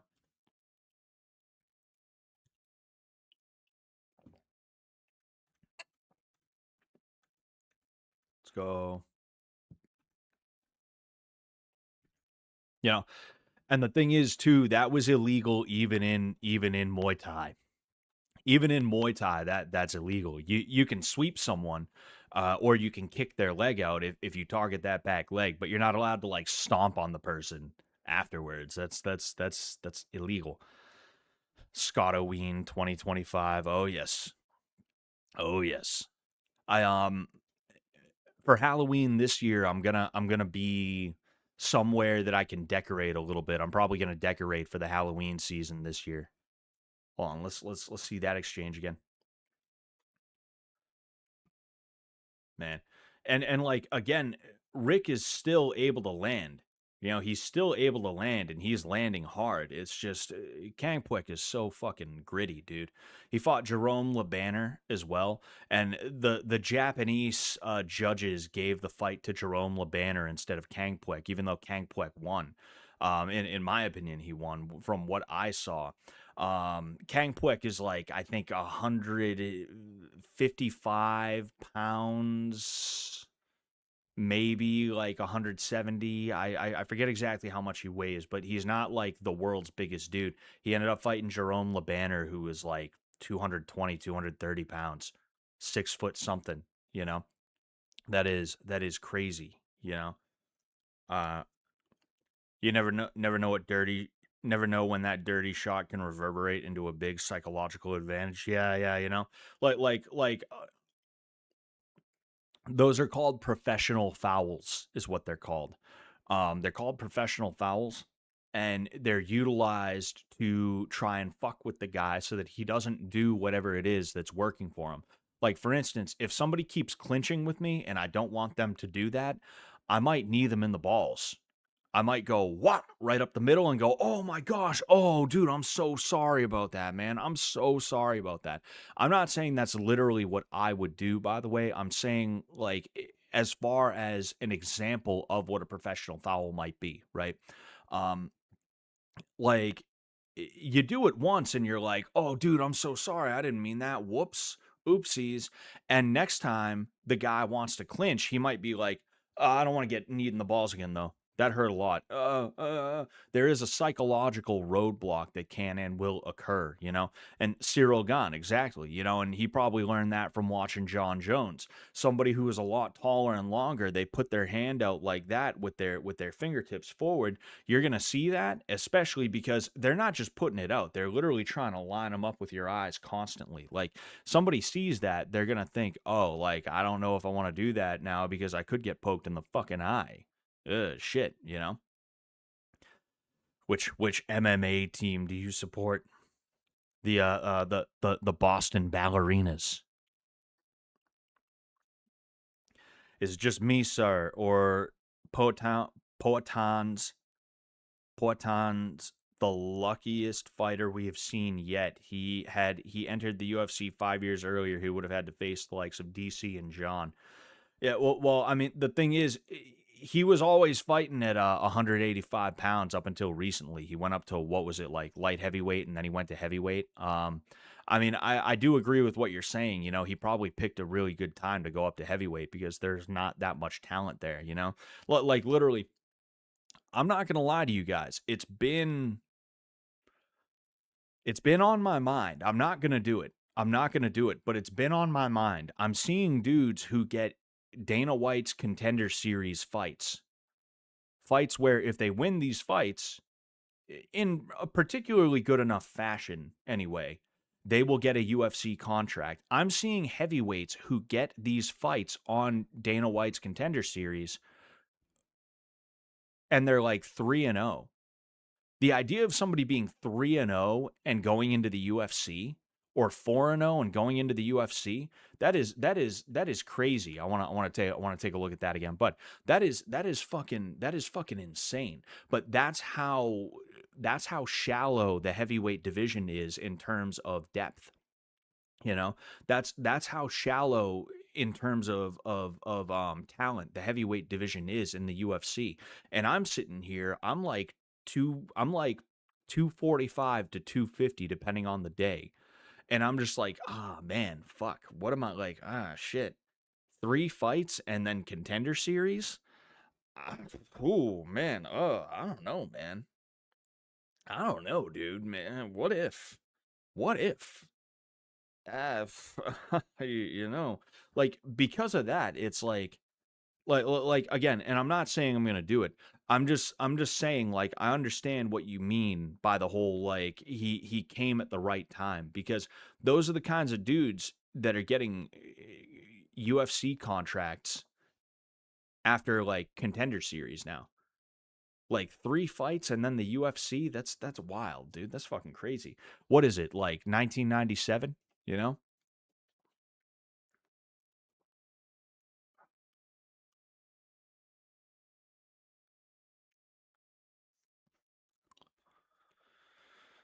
Oh, man. Mm.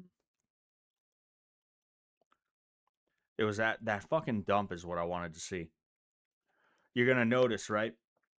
He gets the underhook here. He gets the arm around the head, right? And then bang, throws him over, utilizing this on his leg there.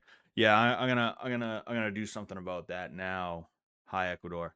You know, hi Ecuador. If you didn't fuck around.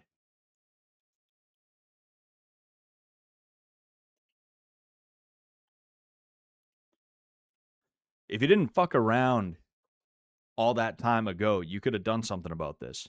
You could have done something about that, you know? Anyway. There we go.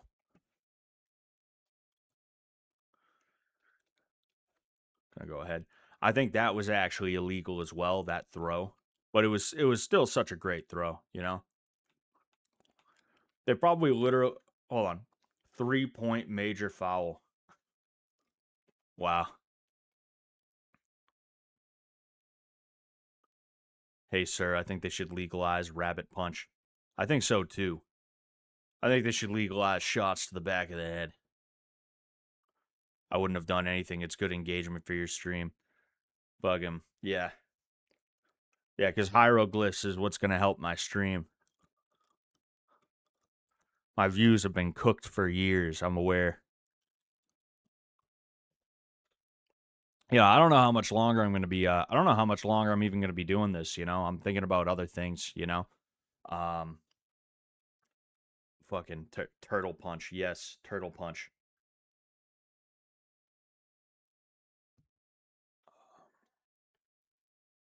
Oh, man. Bang.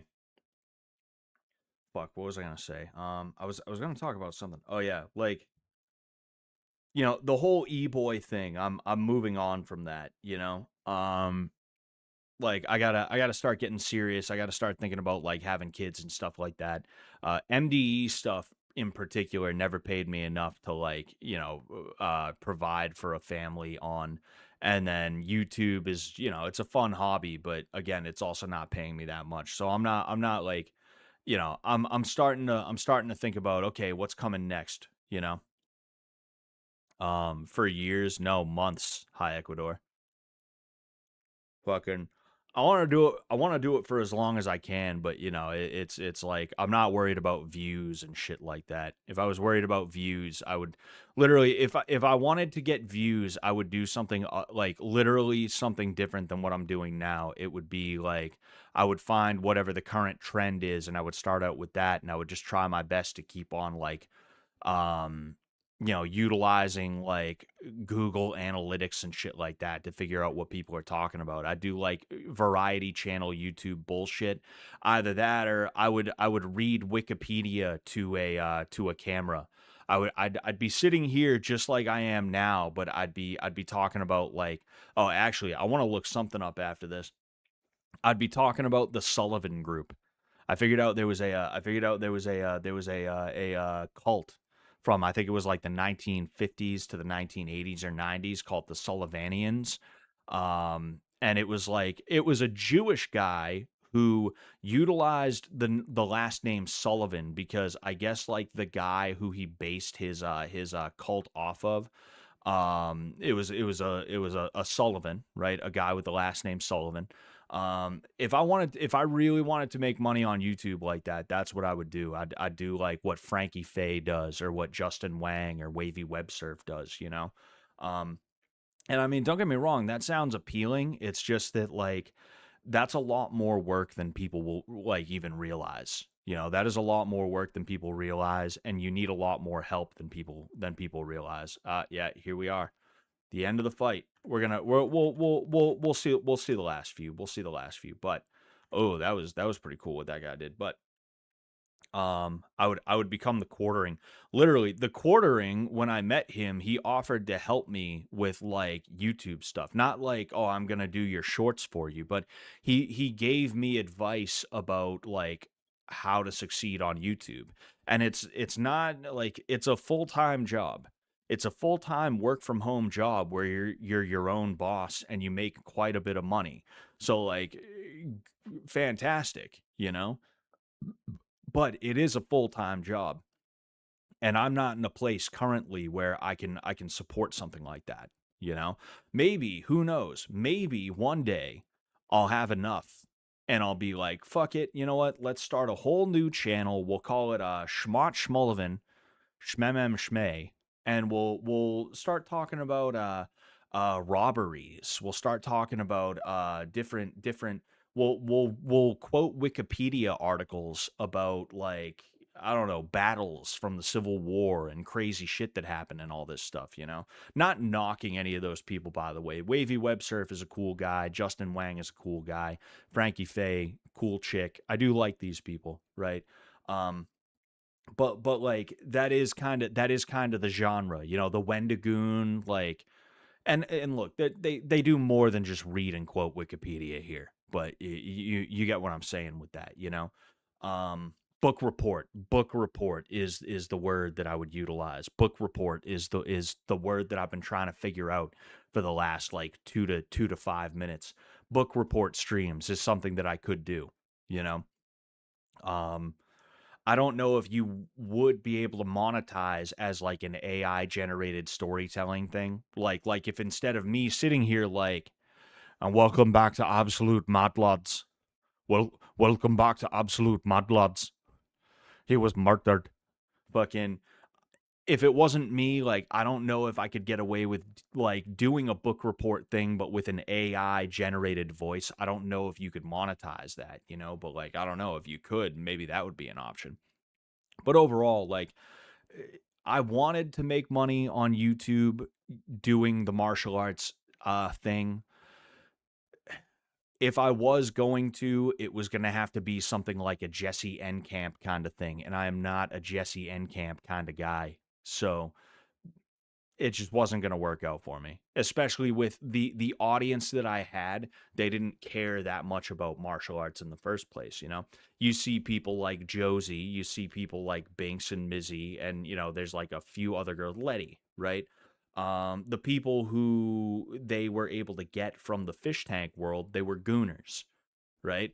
I'm trying to introduce gooners to things like Muay Thai, you know. They don't want that shit, you know.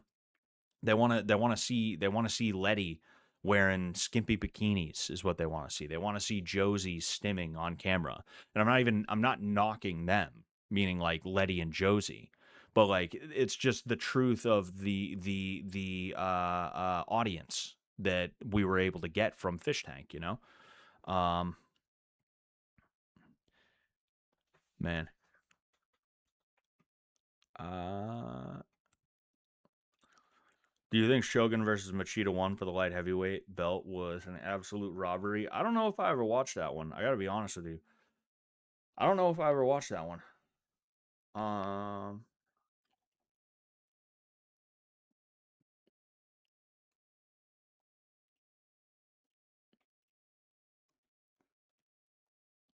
hmm.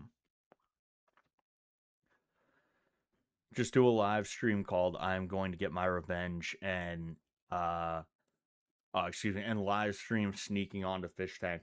That's what I'll do. I'm gonna do that, man. Fish Tank has the worst fans. LMAO. Yeah, you know. Every fan base can be shitty at times, you know. I want to see Scott wearing skimpy bikinis with Letty and they wrestle in KY jelly. Yeah, I bet she'd like that, wouldn't she? I bet she'd love that. I bet she fantasizes. She wishes. She wishes. Um, Let me know if you need help with the chat. Yeah, fuck it. You know, I do appreciate that. Um,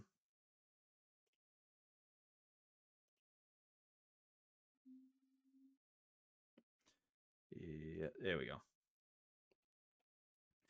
I feel like somebody who you would want as a viewer is probably off doing something productive. Pretty much, yeah, yeah.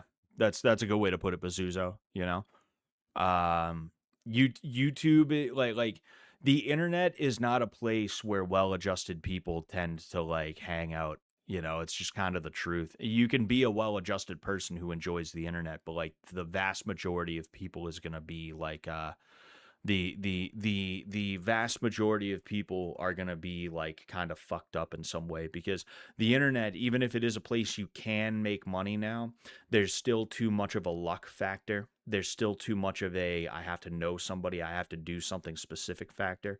It's not like a regular job where you can apply and get the job and you show up, you know. And it's also not steady work as well. Like you might spend a year or two not getting shit, and then bang, you explode, and you're making like millions of dollars a year and stuff like that. You never know. But there's also equally as much of a chance, in fact, more of a chance that you're never gonna make any money at all. You know, like I've made more money on YouTube than probably like 90 to 95, maybe even more percent of people who have done YouTube. I've made, I think, like $15,000 to $20,000 in like 4 years, if I'm being honest with you. Yeah, it's been 4 years. Like, that's not a whole heck of a lot of money, but I mean, that's more than the average person makes on YouTube. The average person can't even get monetized, you know? Even if they're trying, they never crack 1,000 subscribers and they give up before that, you know? I just happen to get lucky. But yeah, like if I wanted to make money on YouTube, I think I would probably just like start a new channel, or I might even just repurpose this channel, you know? You guys don't even realize what happens. I just stop making videos for a while, and then like this video pops up on your channel, and it's like Scott's crazy stories, and I'm talking about like general butt naked. I'm literally just ripping off Count Dankula. Like I'm sitting around all day waiting to see what video Count Dankula comes out with, and I just do that video. I do that video. I even plagiarize. I take stuff word for word and I throw it in my video, you know? Scott's Scott's absolute crazy guys. Count Scottula. Oh man. Imagine Scott's balls just flop out of the bottom of the bikini on Letty's face. And he gets up and starts apologizing profusely. The fact that I'm like, oh shit, I'm so sorry. Letty, my bad. Fuck. I'm so sorry about that. My bad. I did not know that was, if I knew that was going to happen, I would have tucked. I didn't think that was going to happen though. I'm so sorry, Letty. My bad, bro. Are we cool?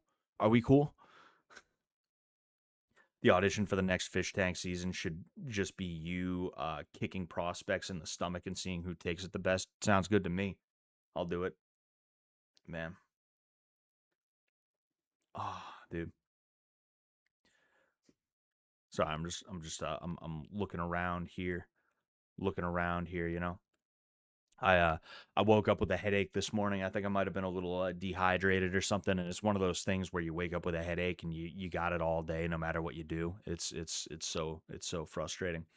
But yeah, this was a much better stream than this has been a much better stream. In fact, let's go ahead.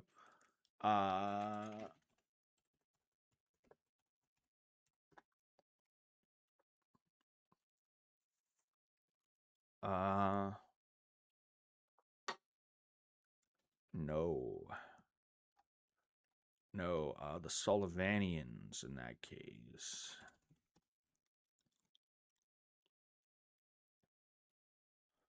Yes. Anyway, what was I gonna fucking say?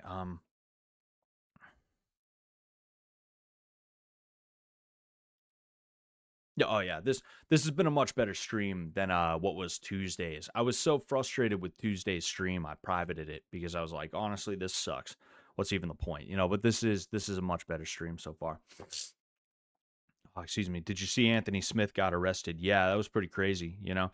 I don't like how everybody's shitting all over him and everything like that, you know? Like when he was getting his ass beat and providing people with a bunch of entertainment, knowingly taking CTE, and everybody was aware of that. Obviously, people were like making jokes and making comments back then. Now he's not fighting anymore. He's got nothing better to do. He's just like bored all day, and the CTE is definitely having an effect on him. And he's you know, he's going off the rails, and it's like, oh, so your answer to that is gonna be, dude, Anthony Smith is actually a bad dude. He's like a piece of shit is what he is. He's such a fucking piece of shit. It's like, I don't think he's a piece of shit. I think he probably just took too many knocks to the head and he's a little fucked up. I think that's probably what it is, you know? I heard there was like, I heard it was like a really, really bad situation. But the thing is, CTE isn't just like, duh, I'm fucking stupid, duh, duh. No, it's like, it voices itself in a bunch of different ways, and one of those ways is that like you are more prone to fits of rage. And the thing is, those fits of rage are not feminine fits of rage, where like if you've ever seen a woman in a rage room, the way they like uh, uh, the way they hit whatever they're trying to hit. You know, they do the thing, right? Where I need like a bat shaped object, but like you see they like uh, literally like they're holding the bat or they're holding the crowbar down like this, almost like it's like a golf club, but they're literally like they can't even commit to that, so they hold it like this, and they're like uh, literally like that's not the kind of rage that a 205-pound mixed martial artist is going to be prone to. He's going to be prone to the kind of rage that is earth-shatteringly scary. So maybe the guy needs a little bit of help. Maybe you need to get him some help, is what happens. Maybe that's what needs to happen. Instead of sitting here like, actually, Anthony Smith is a piece of shit, and I never liked that guy, and he sucked as a fighter too, by the way. Did you know he sucked as a fighter? He was apparently good enough to challenge for the title, but he was actually really bad as a fighter. That dude sucked. He wasn't even a good fighter. Like that is such a disgusting thing that's happening, you know, especially because like by all accounts, Anthony Smith was actually like an all right dude, you know. Like everybody who ever talked about Anthony Smith was like, oh, he's the Lionheart. That's right, and he's like a nice guy too. It's like get the fuck out of here, you know. But anyway, Saul B. Newton, a very Irish sounding last name. Saul B. Newton died December 21st, 1991. Was a controversial Canadian American psychotherapist who led an unorthodox therapy group in New York City.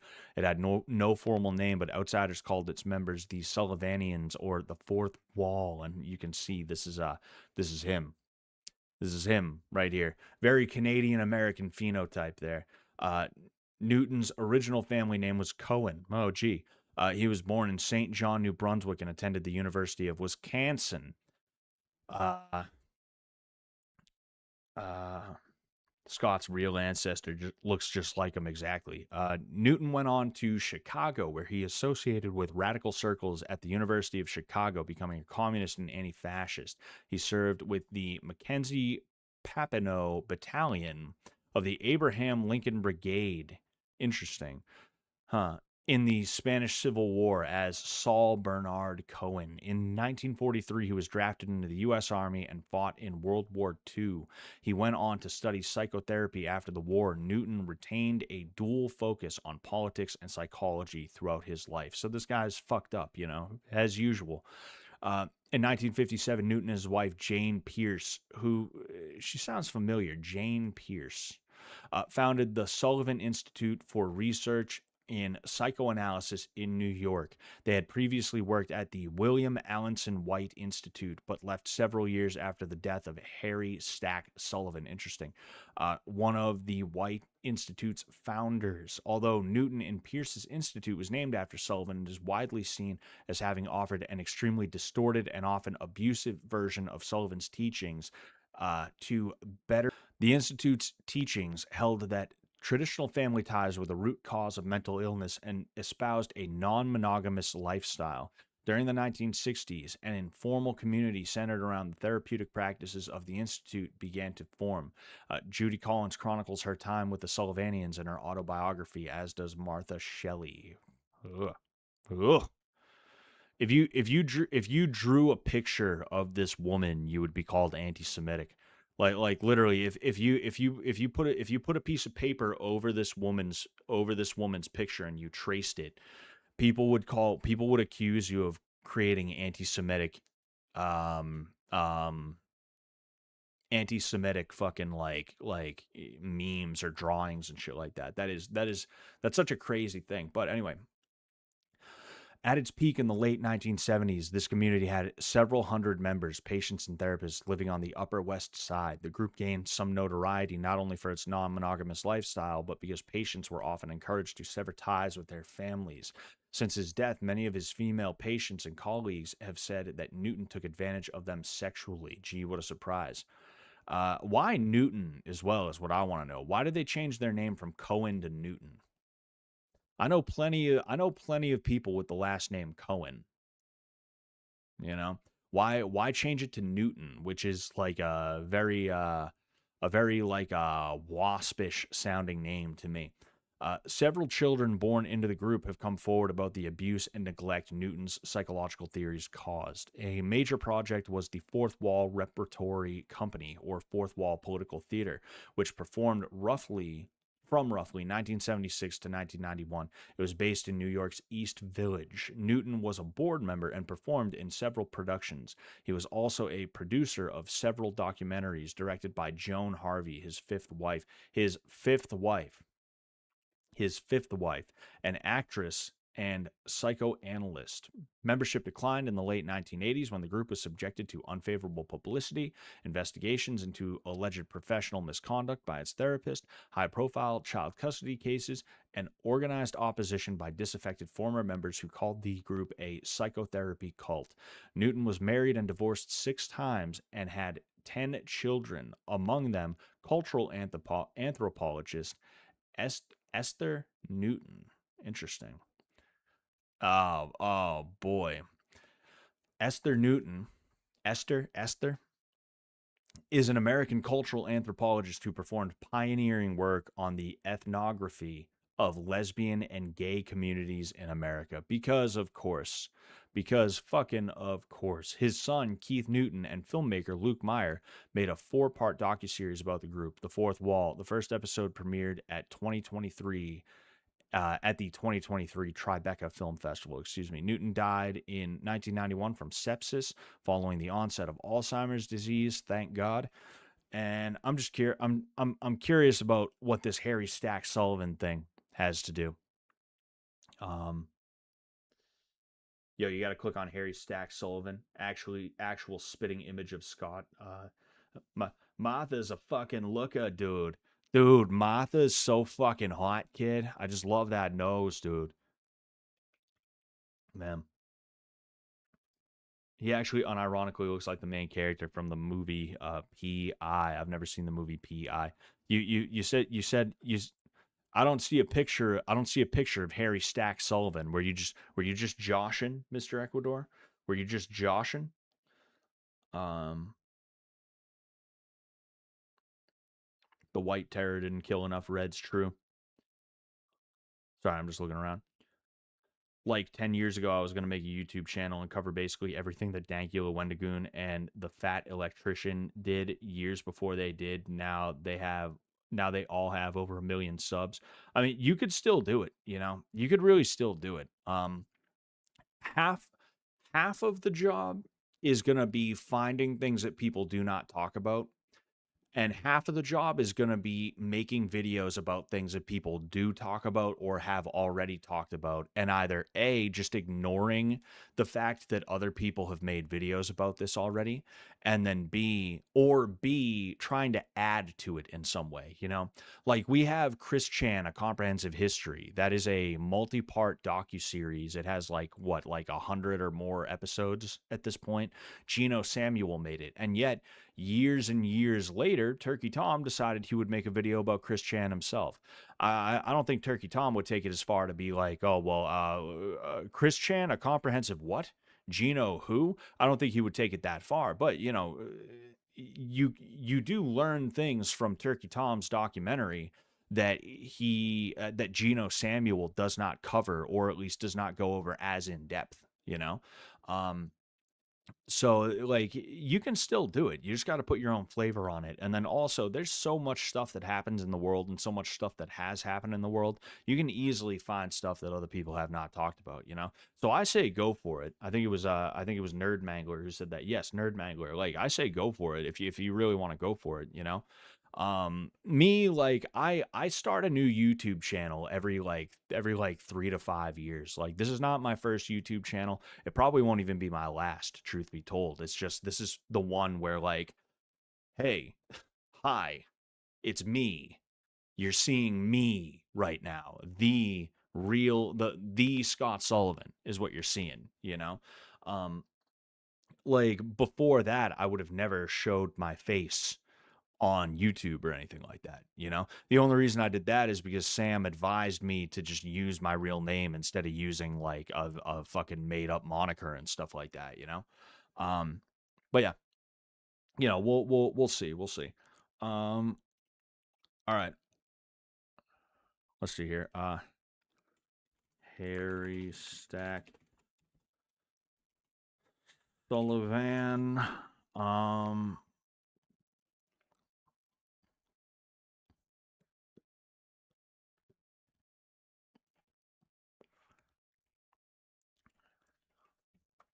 This is supposed to be me.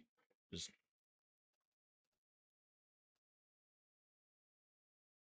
is that me? Is that supposed to be me? I don't believe so. I don't think we look anything like each other. I don't think we look anything like each other.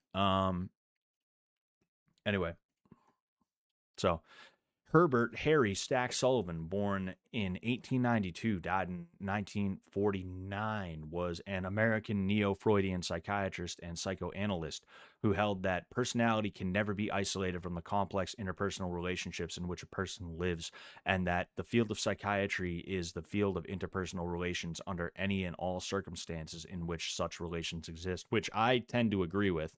It's a shame Zach isn't here right now. This would be right up his alley. But I tend to agree with that, because at the end of the day, we all develop under the supervision of and under the gaze of other people. So we're always going to have that aspect of it. Even things that we think are like ours, like we developed this way because that's the way like we wanted to or we needed to or we just happened to develop.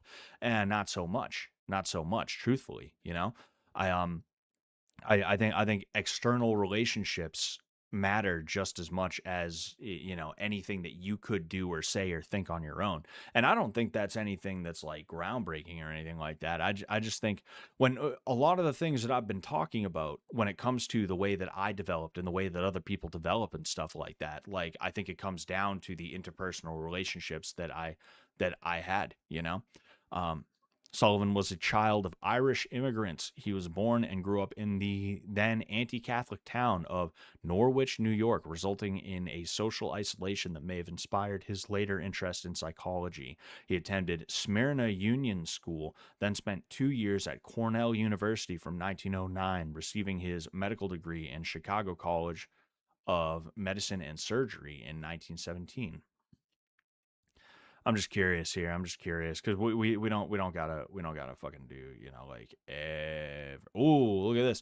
Sullivan spent the last 22 years of his life in a relationship with James Insco. Oh oh. I didn't read the name. I didn't read the name. I thought this dude was. I thought this dude was.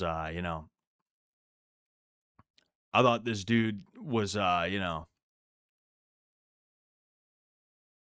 thought he was getting it with a younger woman. No, he was probably getting it from a younger man. Scott, what do you think about the NFL covering up the Kyle Shanahan incident? I don't know. I don't know who Kyle Shanahan is. I don't know what the hell he did. I bet y'all heard stuff about Tom Brady and Belichick during their dynasty there locally. All the dirt. Not really. We were just happy they were winning. What would I have heard? I'm just some fucking guy. Anyway, um, along with Clara Thompson, Karen Horney, Eric Fromm, Otto Allen Will Jr., Eric H. Erickson. What a name. Frieda Fromm Reichman. Sullivan laid the groundwork for understanding the individual based on the network of relationships in which they are enmeshed. He developed a theory of psychiatry, based on interpersonal relationships where cultural forces are largely responsible for mental illness. See also social psychology, In his words, one must pay attention to the interactional and not the intrapsychic. What the fuck? Intrapsychic, This search for satisfaction via personal involvement with others led Sullivan to characterize loneliness as the most painful human experience. He also extended Freudian psychoanalysis to the treatment of patients with severe mental disorders, particularly schizophrenia. Besides making the first mention of the significant other in psychological literature, Sullivan developed the idea of the self system, a configuration of the personality traits developed in childhood and reinforced by positive affirmation and the security operations developed in childhood to avoid anxiety and threats to self-esteem. Excuse me. Sullivan further defined the self system as a steering mechanism towards a series of IU interlocking behaviors. That is, what an individual does is meant to elicit a particular reaction. This is exactly the type of shit that I say about autism. I've never looked into this guy before. I probably should have. I've never looked into this guy. And truthfully, you can't understand every little thing based off of like what Wikipedia has to say about something. You know, you can't do that, right? But that's basically what I have to say about autism, is that with a lot of these people, it's either that they're so low IQ or so high IQ that they're already going to have a little bit of a hard time relating to other people, because their wants are not going to be the same as like the midwits wants, and their way of communicating these things is not going to be the same way as communicating with the communication that the midwits do. So you have that, and then because of that, because of the way that people are told that they are retarded, if that is the case, everybody else around them starts treating them in a certain way that drives that person towards what is considered to be an acceptable behavior. It's a self system, is what ends up happening, I guess you could say, if I'm using that the correct way, you know? Scott's trying to sweep for this guy because he has his last name and was in a relationship with a younger man for 20 years. Damn, am I that transparent? Am I that transparent? Do you think Tom Brady still kisses his son on the lips? Hope not. I hope not. Hope not. But then again, how do we know that wasn't the secret to the 8 Super Bowls? How do we know? How do we know? Anyway, Sullivan called these behaviors paratactical integrations and noted that such action-reaction combinations can become rigid and dominate an adult's thinking pattern, limiting their actions and reactions to the world as the adult sees it, not as it really is. The resulting inaccuracies in judgment, Sullivan termed parataxic distortion, when other persons are perceived or evaluated based on the patterns of previous experience, similar to Freud's notion of transference. Sullivan also introduced the concept of prototaxic communication as a more primitive, needy, infantile form of psychic interchange, and syntactic communication as a mature style of emotional interaction. This is really interesting to me. I might have to look into this guy a little bit more, but he's got a cool name, that's for sure. Got a cool name. All right. But Sullivan's work on interpersonal relationships became the foundation of interpersonal psychoanalysis, a school of psychoanalytic theory and treatment that stresses detailed exploration of the nuances of patients' patterns of interacting with others. Sullivan was the first to coin the term problems in living to describe the difficulties with self and others that people experience. This phrase was later picked up and popularized by Thomas Szasz, whose work was a foundational resource for the anti-psychiatry movement. Interesting. We'll look into that after this. Problems in living went on to become the movement's preferred way to refer to the manifestations of mental disturbances.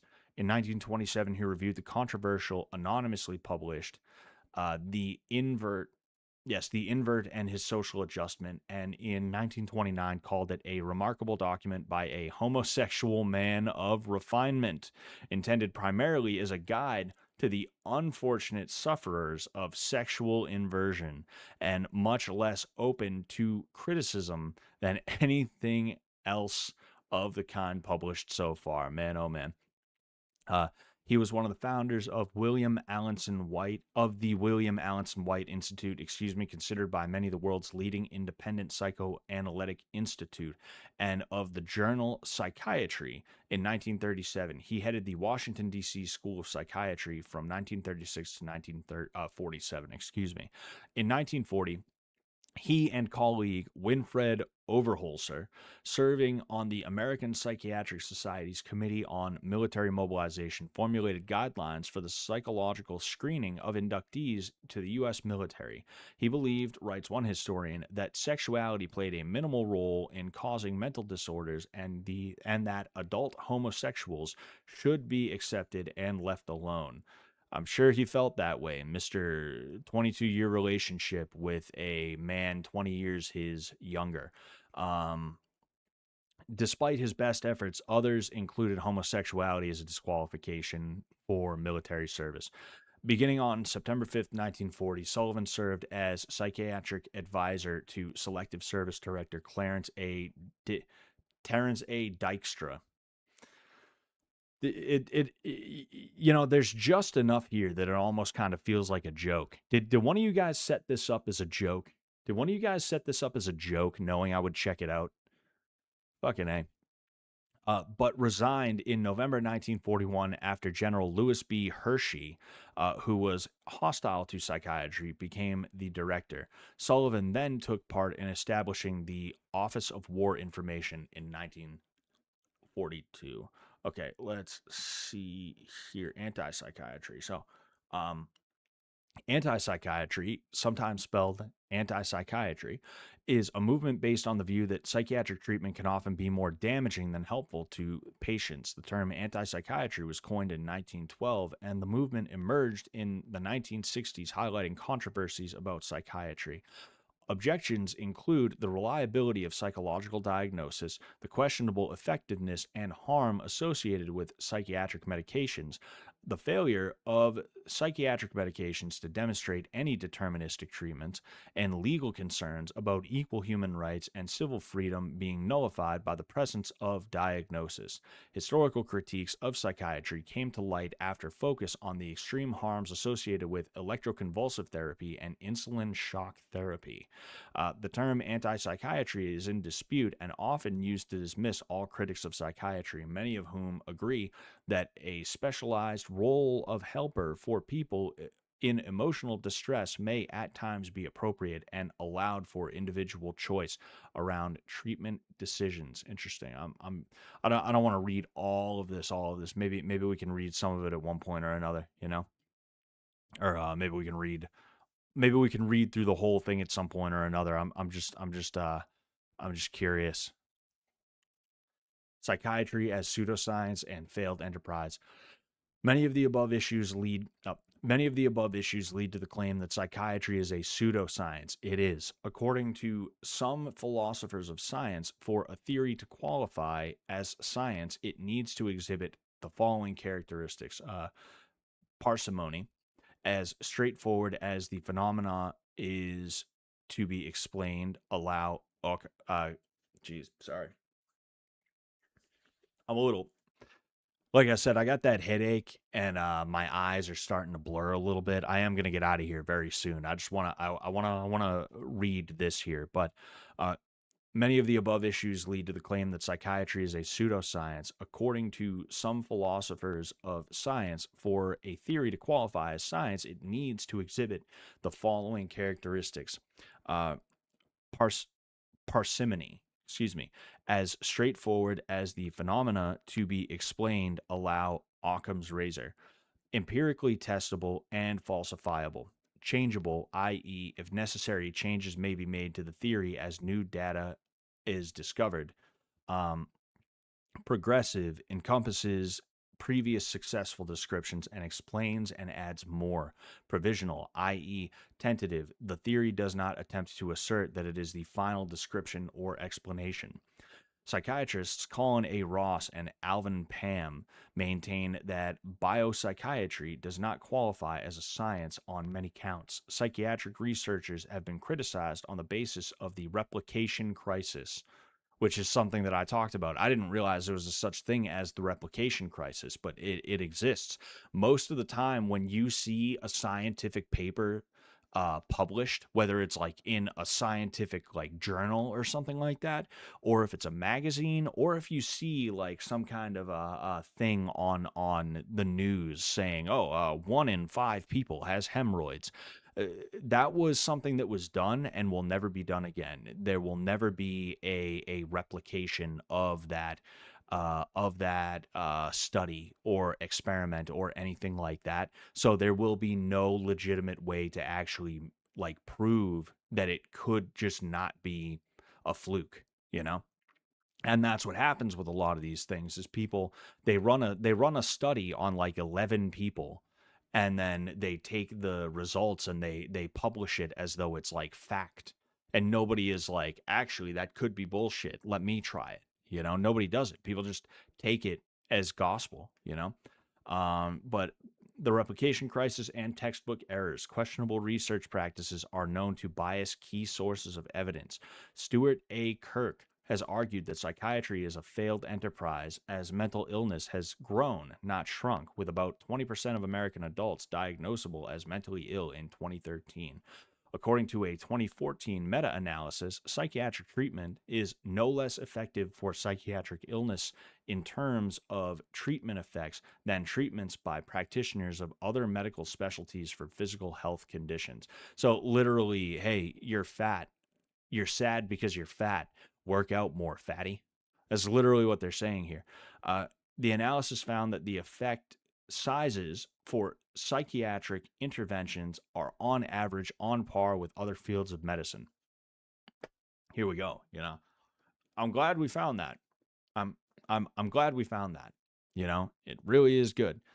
James Insco is your great grandparent, Scott, and you just have to accept it. Yeah, that's who it is. I was an anal birth, or one of my parents was. The counter they bring up is that statistic you're quoting comes from studies that are social, but it isn't really a counter, to be honest. Exactly. You know, it's retarded. Autistic people are susceptible to suggestion and are easily groomed, and freakazoids know it, so they target them. And that's the thing, is they're targeted and they're made autistic. And I don't literally mean that they are made into autists by people who want to groom them to be such. What you have a lot of the time is parents who, when they hear autism, they're like, well, what does that mean? And their psychiatrist is like, well, it means your kid's not going to get social cues, and he's going to do this, and he's going to do that, and he's going to do this, and he's going to do that. And the parents look out for that type of stuff, and through one way or another, they incentivize the child to act that way. You know, usually it's that, like, if the child says something rude, they're like, oh, it's not his fault, he's autistic, so he doesn't get it. Instead of being like, hey, that's not cool. How could you do that? How could you say that? Maybe you should be a little smarter about what you're saying and how you're saying it, kid. You know, and that's what happens a lot of the time. And then you have people who, yes, they do want to take advantage of people like that. You know, a lot of people love to take advantage of people in that way. It is disgusting. People are disgusting. But I'm really glad I found this, because this will help me if I do decide. I'm 90% sure I'm going to do a video about autism. You know, I'm 90% sure it's going to get done. It's not going to look like some of the other videos I've done. There's a good chance it's just going to be, it's going to be a pretty autistic video, honestly. It's probably just going to be a still image. It's just going to be a still image of something, and then I'm reading off I'm reading off a script. It's going to be it's going to be a video essay, but you're not going to see me in front of here like, aha, ha, ha, ha. But we'll see how that goes. We'll see how that goes, you know. But anyway, oh man, I do got to get out of here. Okay. I appreciate that. All right. I appreciate that. I appreciate you guys. Popping in today. All right. Thank you very much. Excuse me. Yeah, I don't know when I'm going to be streaming again. The UFC is not worth it this weekend, so I'm probably not going to be doing a fight stream. I will stream for Islam and Ian Gary. I will stream for them. But yeah, you know, thank you guys. Thank you guys for popping in today, as I already said 1 or 2 times before, but I want to say it again because I want you guys to know that I am thankful. I will talk. Damn, excuse me. I had to burp. I will talk to you guys later. Okay. Until then, peace out. Suck Sullivan, don't mess with his load, or you will get undone. Spinning round and round, bleeding on the ground. Scotty Rocker, laundry killer, no remorse in this beamer. Fabric assassin, hood cleaner, coming for your Rasta queen. Rape on the washing machine, no use to fight back. MMA, knock your nigga head like a KKK. Push your nigga mouth if you can't walk the talk. Smokes, me running,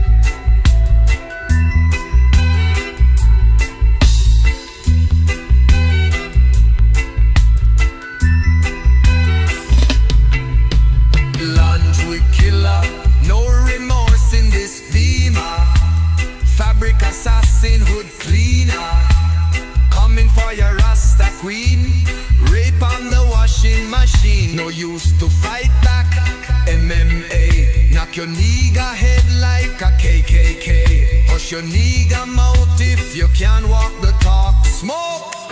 Me running, really, really fast. Ginger eye on the back of me black ass. Chasing me like a devil, pot belly of the beast. Calling me a dickhead, there is no resist. Closing inch by inch, got me in a pinch. Modern day Scotty Rock a laundry lynch.